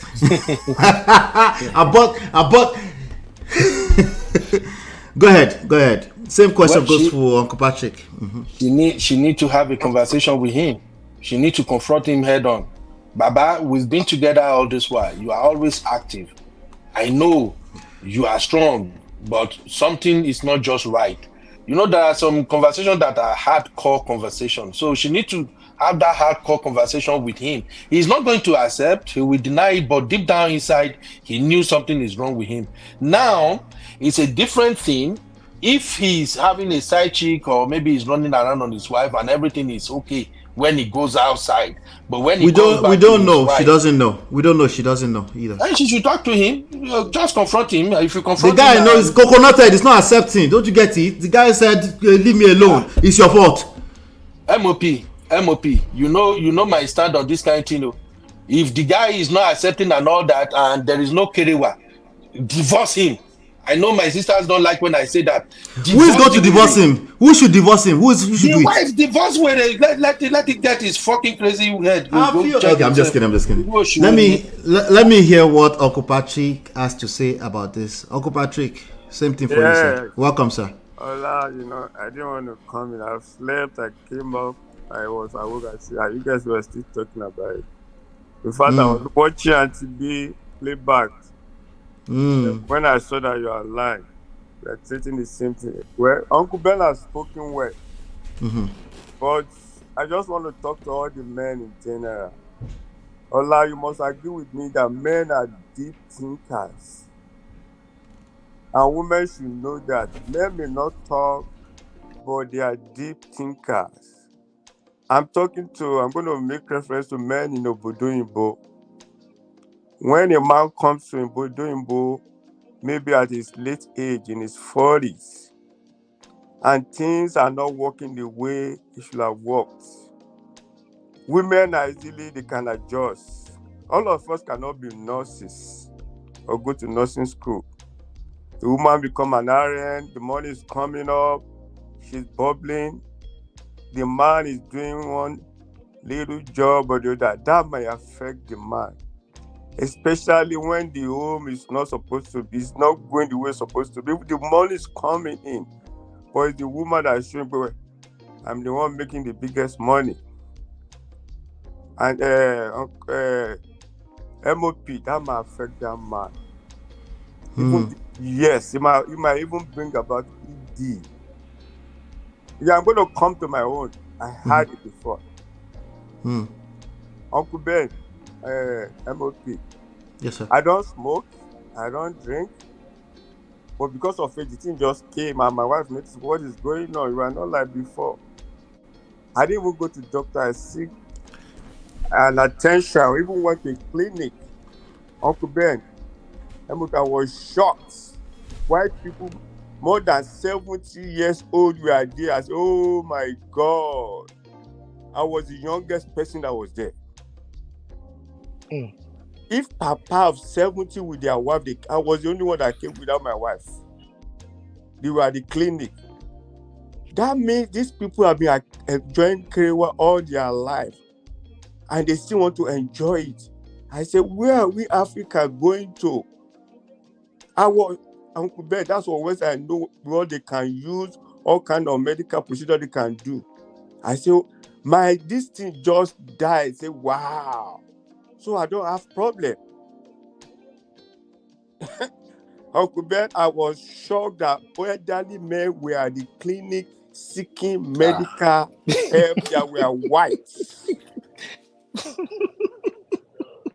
Yes, because I put myself there. I don't have any problem. I don't smoke. I don't know what is going on. And that's why I said, I know some of my mates, Nigerians that are in America, that are not making it. That's why the home front, that should be love and everything, is going to go a long way to make the marriage last. And the men, like we talk about communication, men and the women, man that should be able to talk and put us together, and the love should be there. You don't have to say because you are in America, if the man is not a man that a narcissist, there is no DVD, the love is there. The man may be doing the job that you are not doing, you may be making more money. Like me, I did business, I have MBA. Yes, I said I can't be a nurse. My wife, she's a nurse, she's making her own money, I'm making my own money. It's no big deal. The children are prospering, it's affecting us. But some women or some men too are not like that. They will say, I'm the one making the money. And men that are here, like I said, men are deep thinkers. This America no pay me. Look at my friend, even Nigeria, no feel good Nigeria. Things are not working the way it's supposed to be. But if the woman is going and the woman say, my money is your money, we'll make it. That will jeer the man. Yes, and if, like Uncle Ben said, if somebody has a medical issue, that person should seek medical attention. This is America. They will take care of you. Like I have blood pressure, this thing. I didn't even know I have it. I had blood pressure one time until I went to church, and the church was saying, and I said, oh my God. My own was I wasn't giving myself enough rest, and they gave me a table. I'm still doing it now. Be writing out as it's going down, I'll be writing that every day. So my next medical visit, I'll be able to show them. They look and say, Patrick, you don't have any issue. You don't have any blood pressure issue. They ask about my family and everything. They say I should cool down. So every man that is of old will have it. And that could be issue at home that can cause it too, like I just gave you. Men don't talk, they'll be hiding things. If a man is driving Uber from morning till evening, it can affect it too. You are doing strenuous job. I told you I work in the office, but after COVID, we lost a lot of people. MOP, the director, vice president, were there on the floor working. They said, Patrick, it's your turn. Then when I did it for one day, I landed in emergency. Yes. I landed as I can't do this job. No, this is not for me. So not to talk of somebody 50 still doing that kind of job in America. They will pay you per hour, but you go run your blood. You go run your blood. I tell you, not all of us can be nurses if you are doing that, nurses, they do long hours too, say. Not all of us can do it, and whatever, we're not supposed to support each other. Yes, pull our resources together as family. And if every other thing's coming, you are the one that causes it. But for men, ED will come. ED will come. You will not be strong the way you used to be strong. I'm telling you from my experience. It's happened to me live, and I wasn't afraid I wasn't shy of it. I took necessary. I was even shocked when the thing left me. The way I was acting, I said, oh my God. My wife even said, I wish can't power you go receive. Not because I go receive power. Baba, 70-year-old man could be doing this to enjoy himself. Me, I'm not going to die young, though. You know what I mean? And the way the thing just left, I said, oh my God. I didn't do anything special. Yes, I never did anything special. It was my wife that brought it to my knowledge, and now for like years, we are saying the truth. Yeah, you didn't do anything special, but you were aging, yes, like the rest of us. I took the necessary measure. Yes, I took it. Psychologically too, I got affected, and then I saw don't go, Uncle Patrick. Myself. Okay. What did they do you? I beg you, see how life. You saw this elderly man, 75, they are still taking care of themselves. Hola, that So I have a question for you, sir. So I know this probably doesn't fit your lifestyle, but let's just hypothetically say this. Let's say you've been married for a while, In the last 8 years, you have not had sex with your wife. You happen to know how to take care of yourself in the bathroom. You happen to also have side chicks, especially every 3 months when you go to Nigeria. There are people that take care of you in that manner. But with your wife, who is taking care of your kids at home, you haven't had sex with her in 8 years. So your wife is struggling with konji, meaning she's struggling with being sex starved, which is the topic for today. And now she says you have ED because you've actually tried a few times. Every time you want to have sex with her, it's not coming up. So she says you have ED, but you know you take care of yourself in other ways. So, but she's struggling to, for whatever reason, it's not happening between the two of you. Maybe you don't even understand it. How would you want her to? Well, so she's now asking people on the internet, all strangers, and she said, "What am I supposed to do?" Ideally, how would you want your wife to address it? If you can put that picture in your head. It's been 8 years. I'm making assumptions that you know how to take care of yourself outside. I'm making assumptions. So let's say that's the case. How would you want her to approach you if there's such a thing at all? And what would make you be in that kind of position ever? And if it's not possible for you to be that position, just say that too.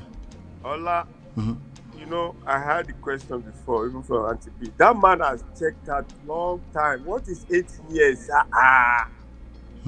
Ola, that one don't too much. Ola, beg. And the woman too, they patient. I don't understand. That man has checked a long time ago.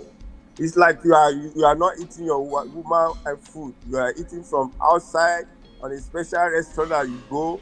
Precisely. When your woman cooks, you think you don't go even listen. The aroma will not even touch you. Exactly. I beg. Ola, he's not interested. It's a very no. I just pity the woman. How would the woman just wait for 8 years? That would the woman wait for 8 years and there was no anything they didn't discuss? No. That was extraordinary. I can't just believe the woman doing that. You see a woman at all? No. Let's face facts. So what is she supposed to do, sir? What is she supposed to do, sir? Oh, she caused it. She caused it? Yes.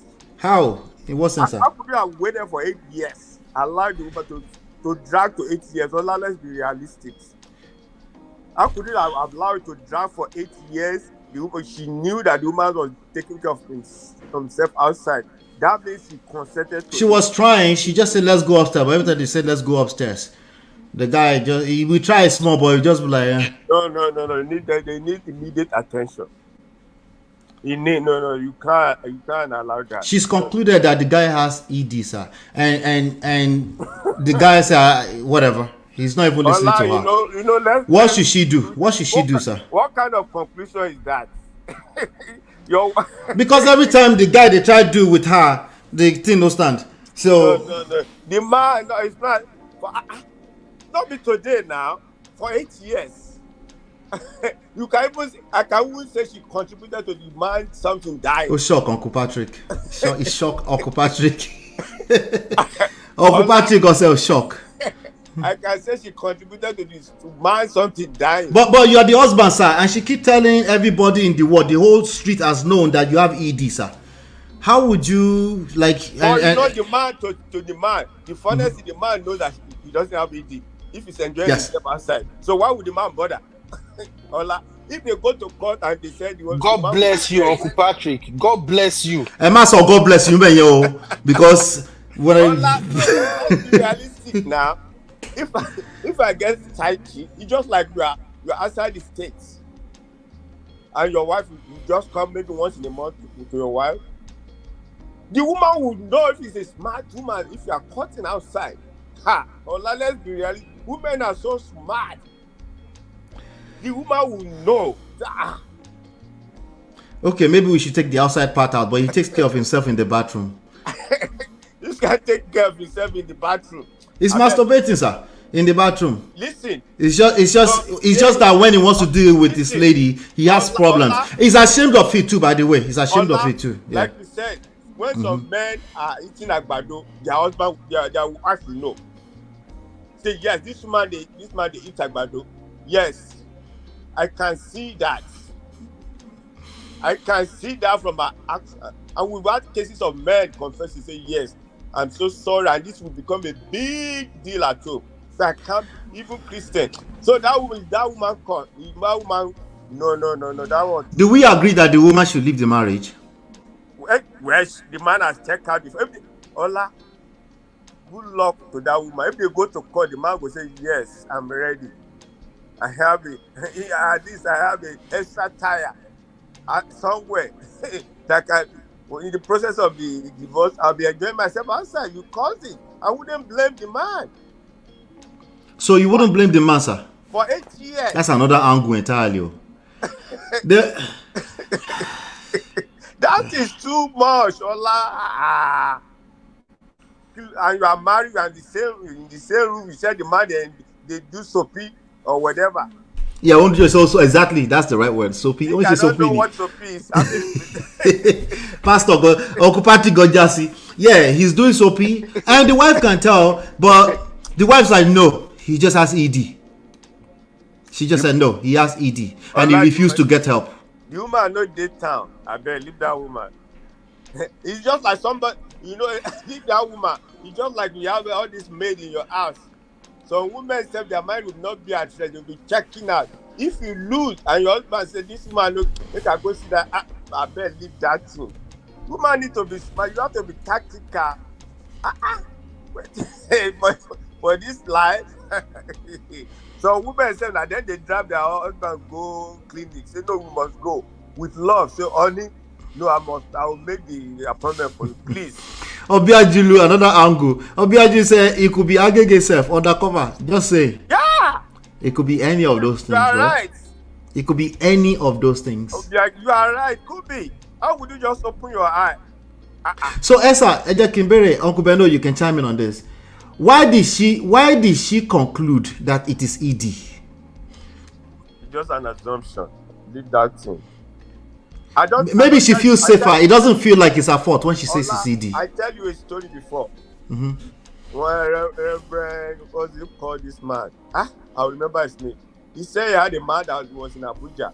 The wife is in Lagos. The director, senior man in the ministry, the man the Kerewa. But whenever I come home, he's not interested. He's not interested. No, it's not as if the thing just died. It's not put attraction. It's not like he decided he doesn't interested. It's the body, but the body language. The body is telling him that it's not gingering. This man said this at the convention. The reverend said, he said the man they came to a pastor pray for also. The man lay hand on them. It was the one that brother said, Daddy, look at what my husband experienced. Big man, they prayed. As they were praying, the Holy Spirit spoke to the reverend. Something's happening. So they were going. The reverend used wisdom. He said, excuse me, sir, can you come back and see me? Let the wife stay outside. Now I said, well, my brother, you they carry one for? He said, yes. The man confessed, yes, sir, I did. He said, well, this thing, I'm a servant of God. You must say it in presence of your wife. And you must confess. The woman has to forgive you and pray for you. The man said, sir, yes. I'm not going to lie. They called the wife. The woman was like, what's going on, sir? He said, make you talk the thing when you tell me. The woman broke down, was crying. The reverend has to beg the woman, beg. Say, I can't believe you are doing this.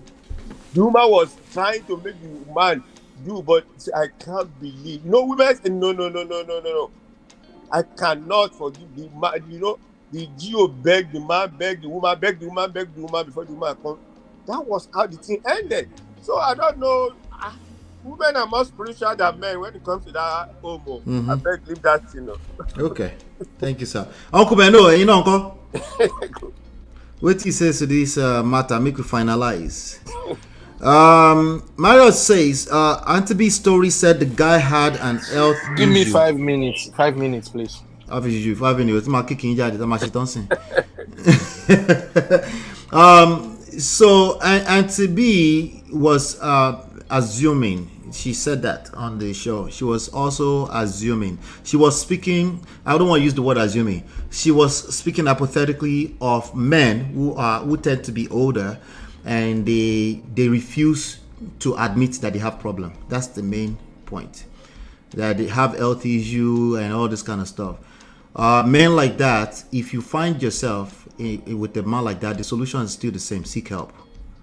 Yeah, why should it be? Are you the one that owns your body? It's God that created you. Seek help. You stay there. You stay there for that long. That's sad. It's not your fault. You don't wait until it is your fault before you seek help. Just seek help. And if that situation is affecting you, that has created another type of problem for you. Seek help. The longer you wait, the harder it is to seek help, because people get comfortable. I know we are saying 8 years, it sounds very large to us, but when people are caught up in awkward situations in their marriage, it's very easy for the days to count on each other. They are busy, they are taking care of the children, they are winging it along, right? They're just hoping that one day the situation will change itself. That's the problem that I have with the idea of waiting to put the responsibility on other people. If you don't change something, the problem might never change. Allah, yes, sir. You know, in America, maybe that has happened to you. If you go for your yearly physical, they will ask you, do you Kerewa? Do you have multiple partners? Yeah, they ask. Because it's nothing to be shameful about. They just want to make sure that you haven't been exposed or compromised. Yeah. The first time when I went for, when they asked me, it was even a lady doctor. I was shocked, but I have to tell her the truth. Like I said, she had to have multiple partners. I said no. Yeah. And that has been the case every year. So because like, for example, your personal, thank you for being vulnerable and sharing that, sir. Your own personal that you shared, when you have a certain type of lifestyle, it increases the chances. Yes, you are. It doesn't mean for sure only people, like you will see some people say HIV, what have you been doing? Like it's not absolute. If you have a certain type of lifestyle, it increases the chances some things will happen. But the way we have this conversation on the internet, we just assume that once you do this, you do this. Like even Dr. Shola talked about the STDs. Some women are carrying STDs around, and the moment they detect, they're just going to they're going to just assume their husband is cheating. Women do that a lot.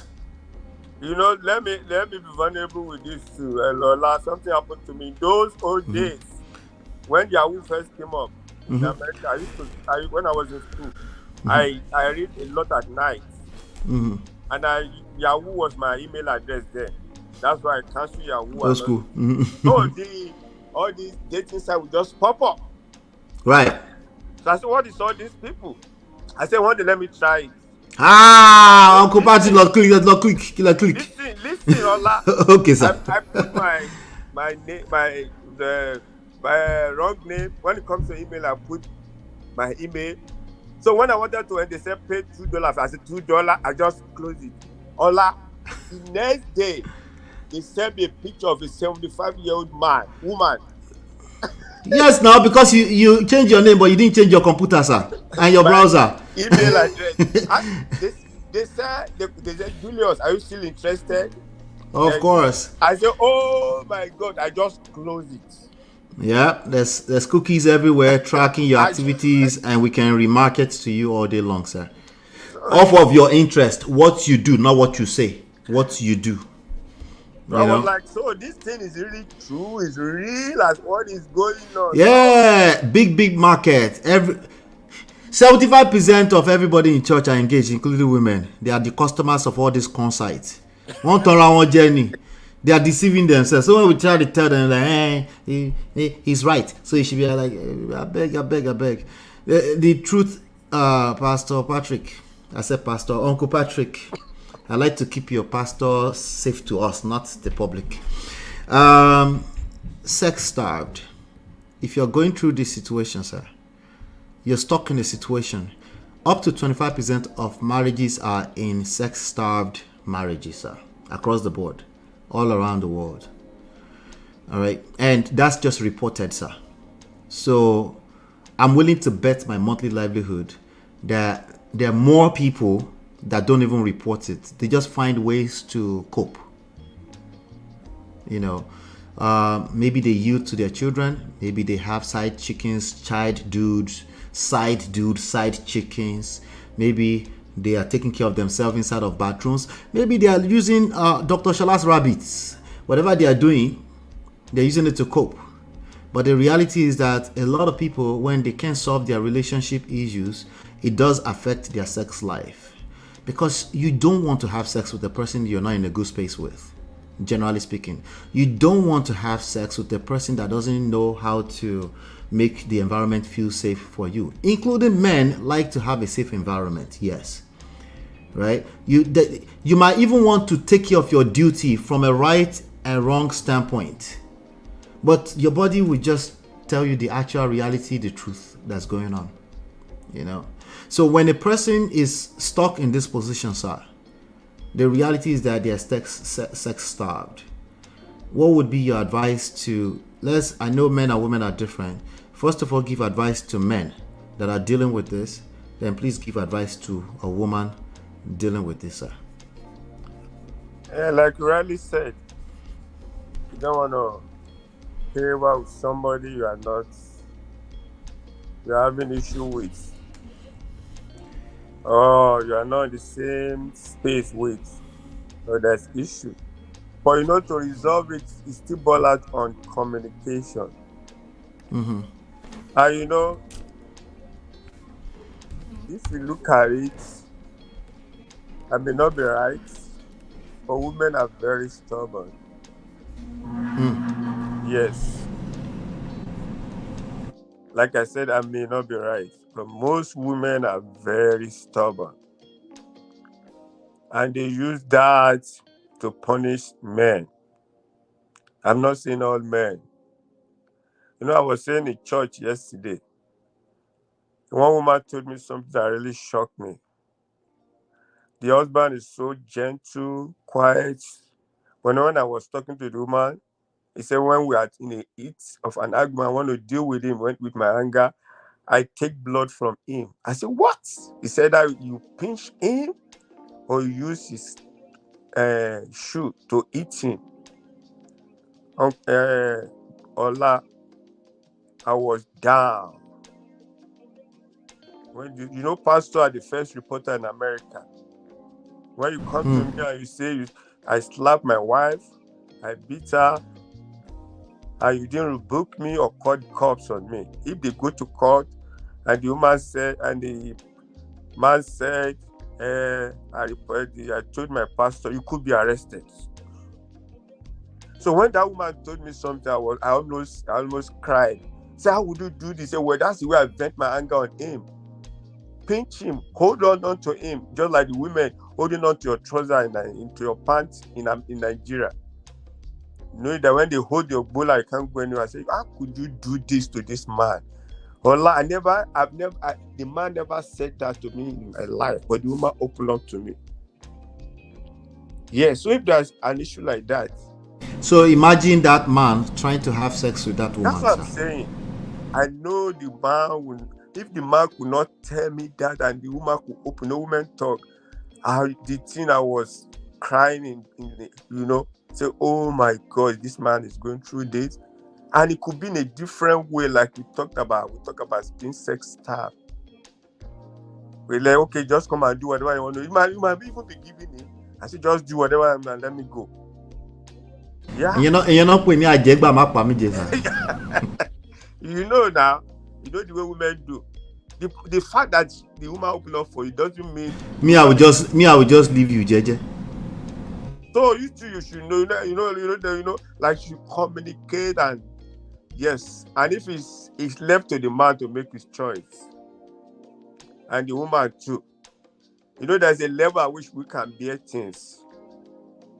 Yes, there's a level, so you don't want it to turn to DV. To hatred that will blow, that the children will be affected. Those are the yes, sir. Resentment is what build up to become hatred. Yes. Small resentment is what build up. How can somebody that we used to love each other hate each other? Because they keep harboring small resentment over time. I'm listening, sir. It go to a different level. When it comes to I'm not eating your food, when it turns to we're not going to sleep in the same place. No, you should know. But yes, that problem is coming. It's coming. It's coming. There's going to be issue. There's going to be big issue, but the way you tackle it, and if you know that where you cannot be solved by you, both of you, we have people like you, have other people that you can reach out to. It depends on if you guys still really love your home, so seek additional help outside. That's going to from professional. Let your pastor know this is what I'm going. Don't hide it. Like the one I told you now, the thing really shocked me. Ola, I cried. Oh my God. We're talking about somebody that has 4 kids, adult that graduates, all of them. 30-something years old. I said, oh my God. And this woman is telling me, the way I look at this woman, as a Christian woman, no. Ola, I said, I was dead to myself. Oh my, I can't believe this. And the man never told me. And it happens to men treating woman like that too. Yes, now. It's just like, like people say it's part of life. Kiriwa is part of life. God created it to be enjoyed. So if you are, just like that's why I say, even when it comes to not giving food, not cooking food, or just cook whatever for him, let him eat. I'm not going to put him much of my time. Just whatever let me just cook for him. I'll go to my work. I can be at work at 16 hours. I come back in the night. So you treat your own marriage with mediocrity. Yeah. Both sides. We're talking about both sides. Yeah, we're talking about both sides. Because a person that's also not getting sex, but they just leave you to your own, is also treating their marriage with mediocrity. You too, that you're saying, and you're like, you just normalize it. 3 weeks is going, 4 weeks is going, 5 weeks is going, and you're saying, well, you should go and seek. Well, you're treating your marriage like with mediocrity. Whatever, I don't know what you expect to happen with that. Lots of some people might put it to it when you are getting older. So okay, we deal with it when we get older. I'm going to dump him in Nigeria. I'm going to be in America. You're punishing yourself essentially.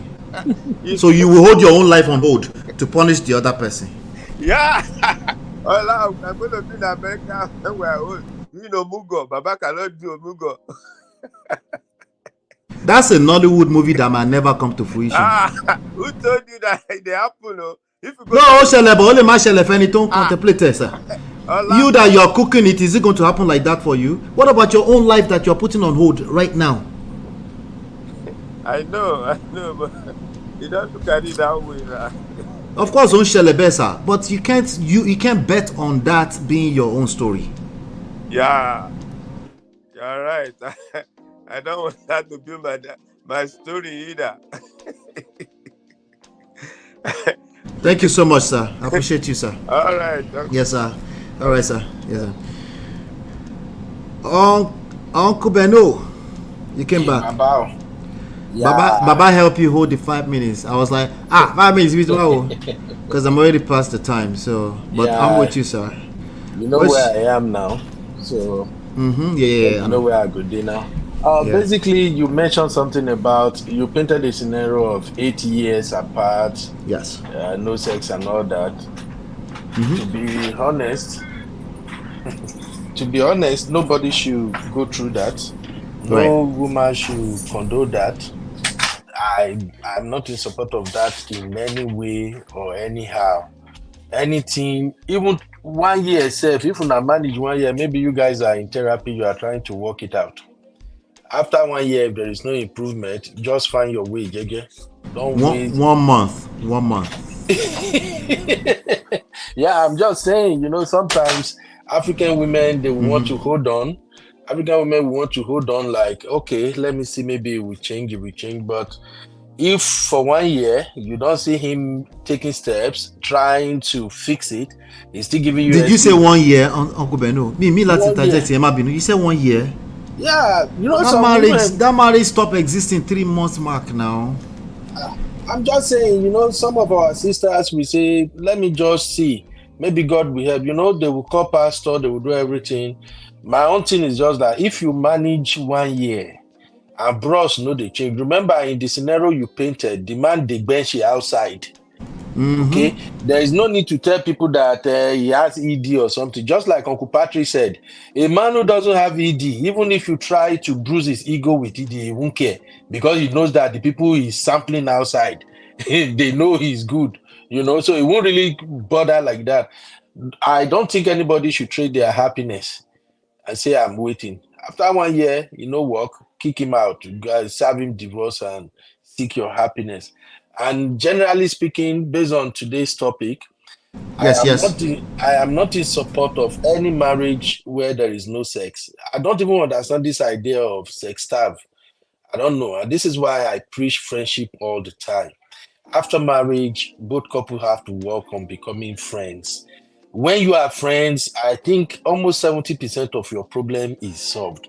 If you have issue, you can easily talk to your friend. You feel safe. You feel safe to express it. Yep. Yeah. When you are having issue and you can't open up to your wife, it means that you do not consider your wife your friend. You are hiding something. And they say that body they cover by himself for who go bath him. It's you and your wife. Whatever you are hiding, she's still the one who get to find out at the end of the day. So ED is not something you take lightly. I don't understand that it hits us differently as men. Because when I read some medical reports and some people telling their experiences, especially when you work in some of these medical offices, you kind of look like, oh wow, see what is going on. It's a big deal for men. But please, this is one area 100% in support of women. No women deserve to be in a sexless marriage. Why she marry you in the first place? If the goal are no good, why is she there? Even there, some people feel that maybe I can use money to cover. Your money can cover shit, honestly speaking. That's why she marries you. She want to feel you. She want to enjoy you. So if that area I know they work well, Baba, go talk to your doctor. Now, talking about the attraction thing, because I saw that in the comments too. Yes.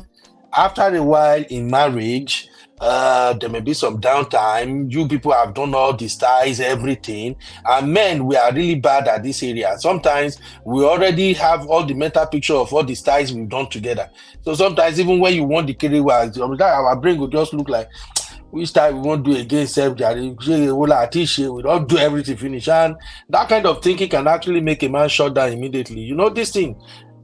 Some men, their career is attached to emotions, If they zone out emotionally, no matter what they do, the other side no go get up.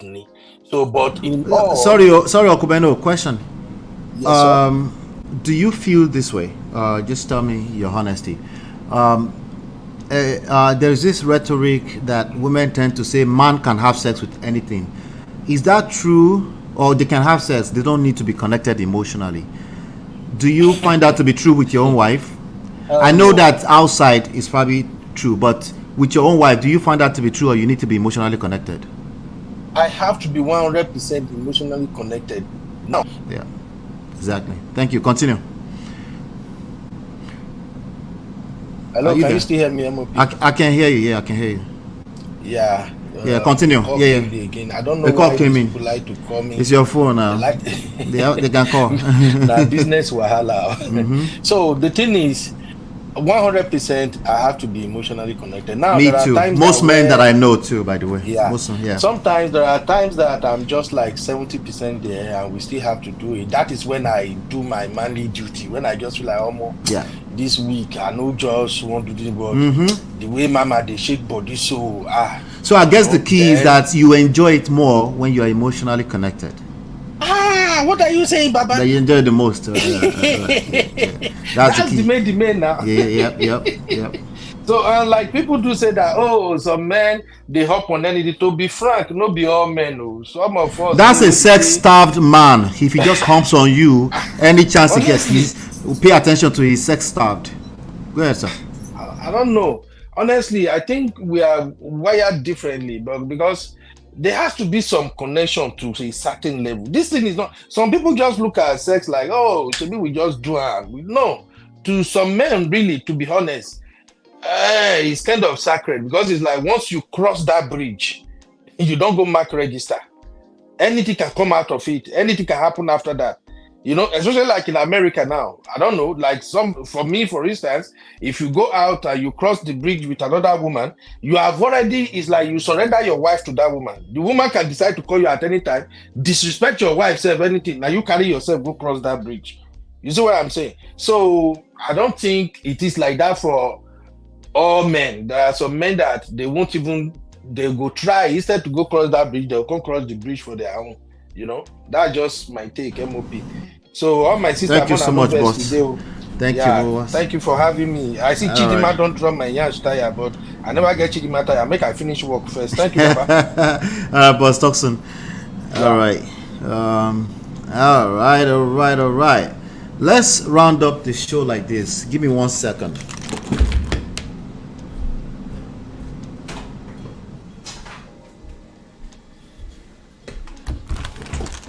All right, just wanted to turn off the furnace real quick so we can enjoy the last minute of the show.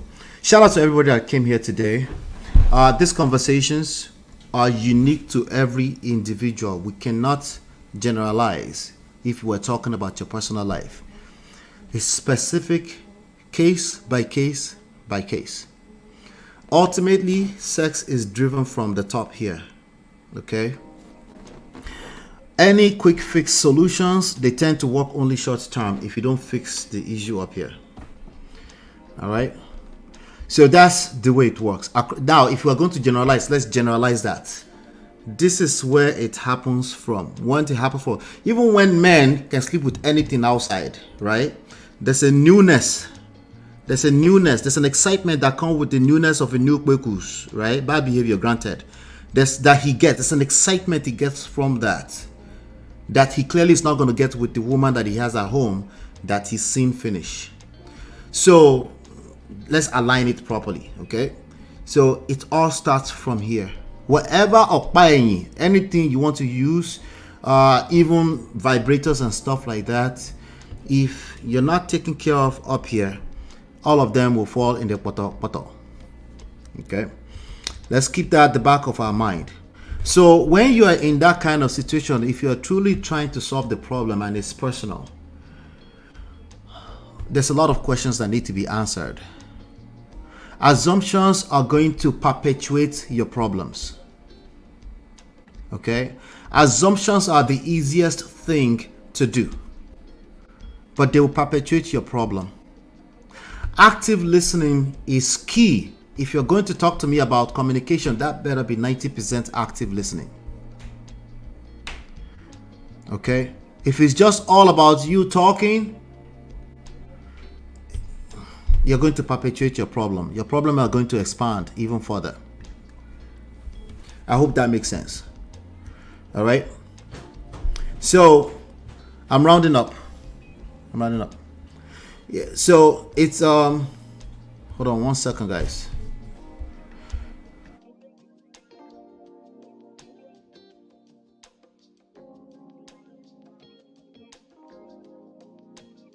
Guys, I need to take care of an issue real quick. All right, so let's be guided with all of this stuff. They are as easy as self-care. Part of self-care is self-accountability. Okay, no, you're not going to get your butt up and go and solve your wife's fibroid issue. No, that's not how it's going to work. But you're going to, first of all, if you're going to make any conclusion, conclude that, well, we're in this together. If you're not in it together, then leave. You're still in control of leaving. You're still the one responsible for that, then leave. If you cannot leave, then you still need to be in control of that. That's better for you. So even if he's going to be held accountable, or your partner is going to be held accountable for their behavior, it starts with your own accountability. Okay? This kind of issues cannot always be solved by discussing it before marriage. All of them that discuss stuff before marriage, that's cute and all. It helps a long way. All of them go still collect. You need to understand that it's a day-to-day situation. It's a day-by-day situation. You wake up every day and you decide as an individual to live your best life on that day. Simplify it. Make it easier for yourself. It's easier said than done, but make it easier for yourself. Like today, you can decide, like, I refuse to stay in a funky situation, in a sex starved situation. I'm going to seek help. It doesn't mean you're going to run away from the marriage. It doesn't always mean that. For the most part, it's not realistic anyway. But you can say, let me talk to someone. Maybe there's something I'm missing, right? That does not exonerate the other person of their responsibilities. But it helps you, it keeps you in control, it empowers you to think that way. Okay? The sexlessness can be caused by so many issues, obviously including ED, right? Medical situations, stuff like that. But you're not going to get to the root of it if you just don't calm down and say we're in this together. Okay? If you engage obsessive right and wrong mode, it will perpetuate. It will get worse. It will get worse. All right. So let me look at some of my safe stuff. I think we basically addressed everything. If you guys need us to talk more about this later on, you can always request any of this topic. Whenever I see an opportunity, we'll dive into it like this one. I really hope this was helpful today. Uncle Patrick said, Ola, you got it right. Only Kerewa staff men go for anything on skirt. I have 10 women I supervise. Shame on me to Kerewa one of them. Yes. This is let's keep it guided. There's some things we tell ourselves. It makes it easier for us to move forward, but we're perpetuating problems. We need to dig in a little bit deeper. We discussed ED possibly. Film girl here. Welcome, Films Girl. Replay when you have a moment. It was a great show. Continue from Auntie B's. Yeah, this is part 2 from Auntie B's show. This is another big elephant we always like to ignore. I can't count how many crying women I see that had to let a good guy go because of these problems. I never advise. I just console them. Yeah, because it's case by case. Ask them to ask for help and push away from all the generalizations as much as possible, because they will perpetuate the problems. When you generalize, the other person will tend to not feel safe. It will tend to come from a shameful standpoint. Maybe you don't mean that. Maybe that wasn't your intention. But think about it. All of us want to show up as 100%, right? So anything that sounds triggering, we all get triggered. And nobody wants to hear the truth. So keep that at the back of your mind when you're addressing these issues, and I think that goes a long way in helping you get to the root cause faster. So hit the like button, share, subscribe, turn up your notifications so you're notified whenever we go live. Hopefully you've been enlightened, educator. We'll see you on the next one. Peace. We offer evidence-based relationship and marriage resources and coaching to help you navigate the difficult times. Don't just wing it. Learn the principles that work. Download our 2 free books and book your complimentary coaching session now at manofprestige.com.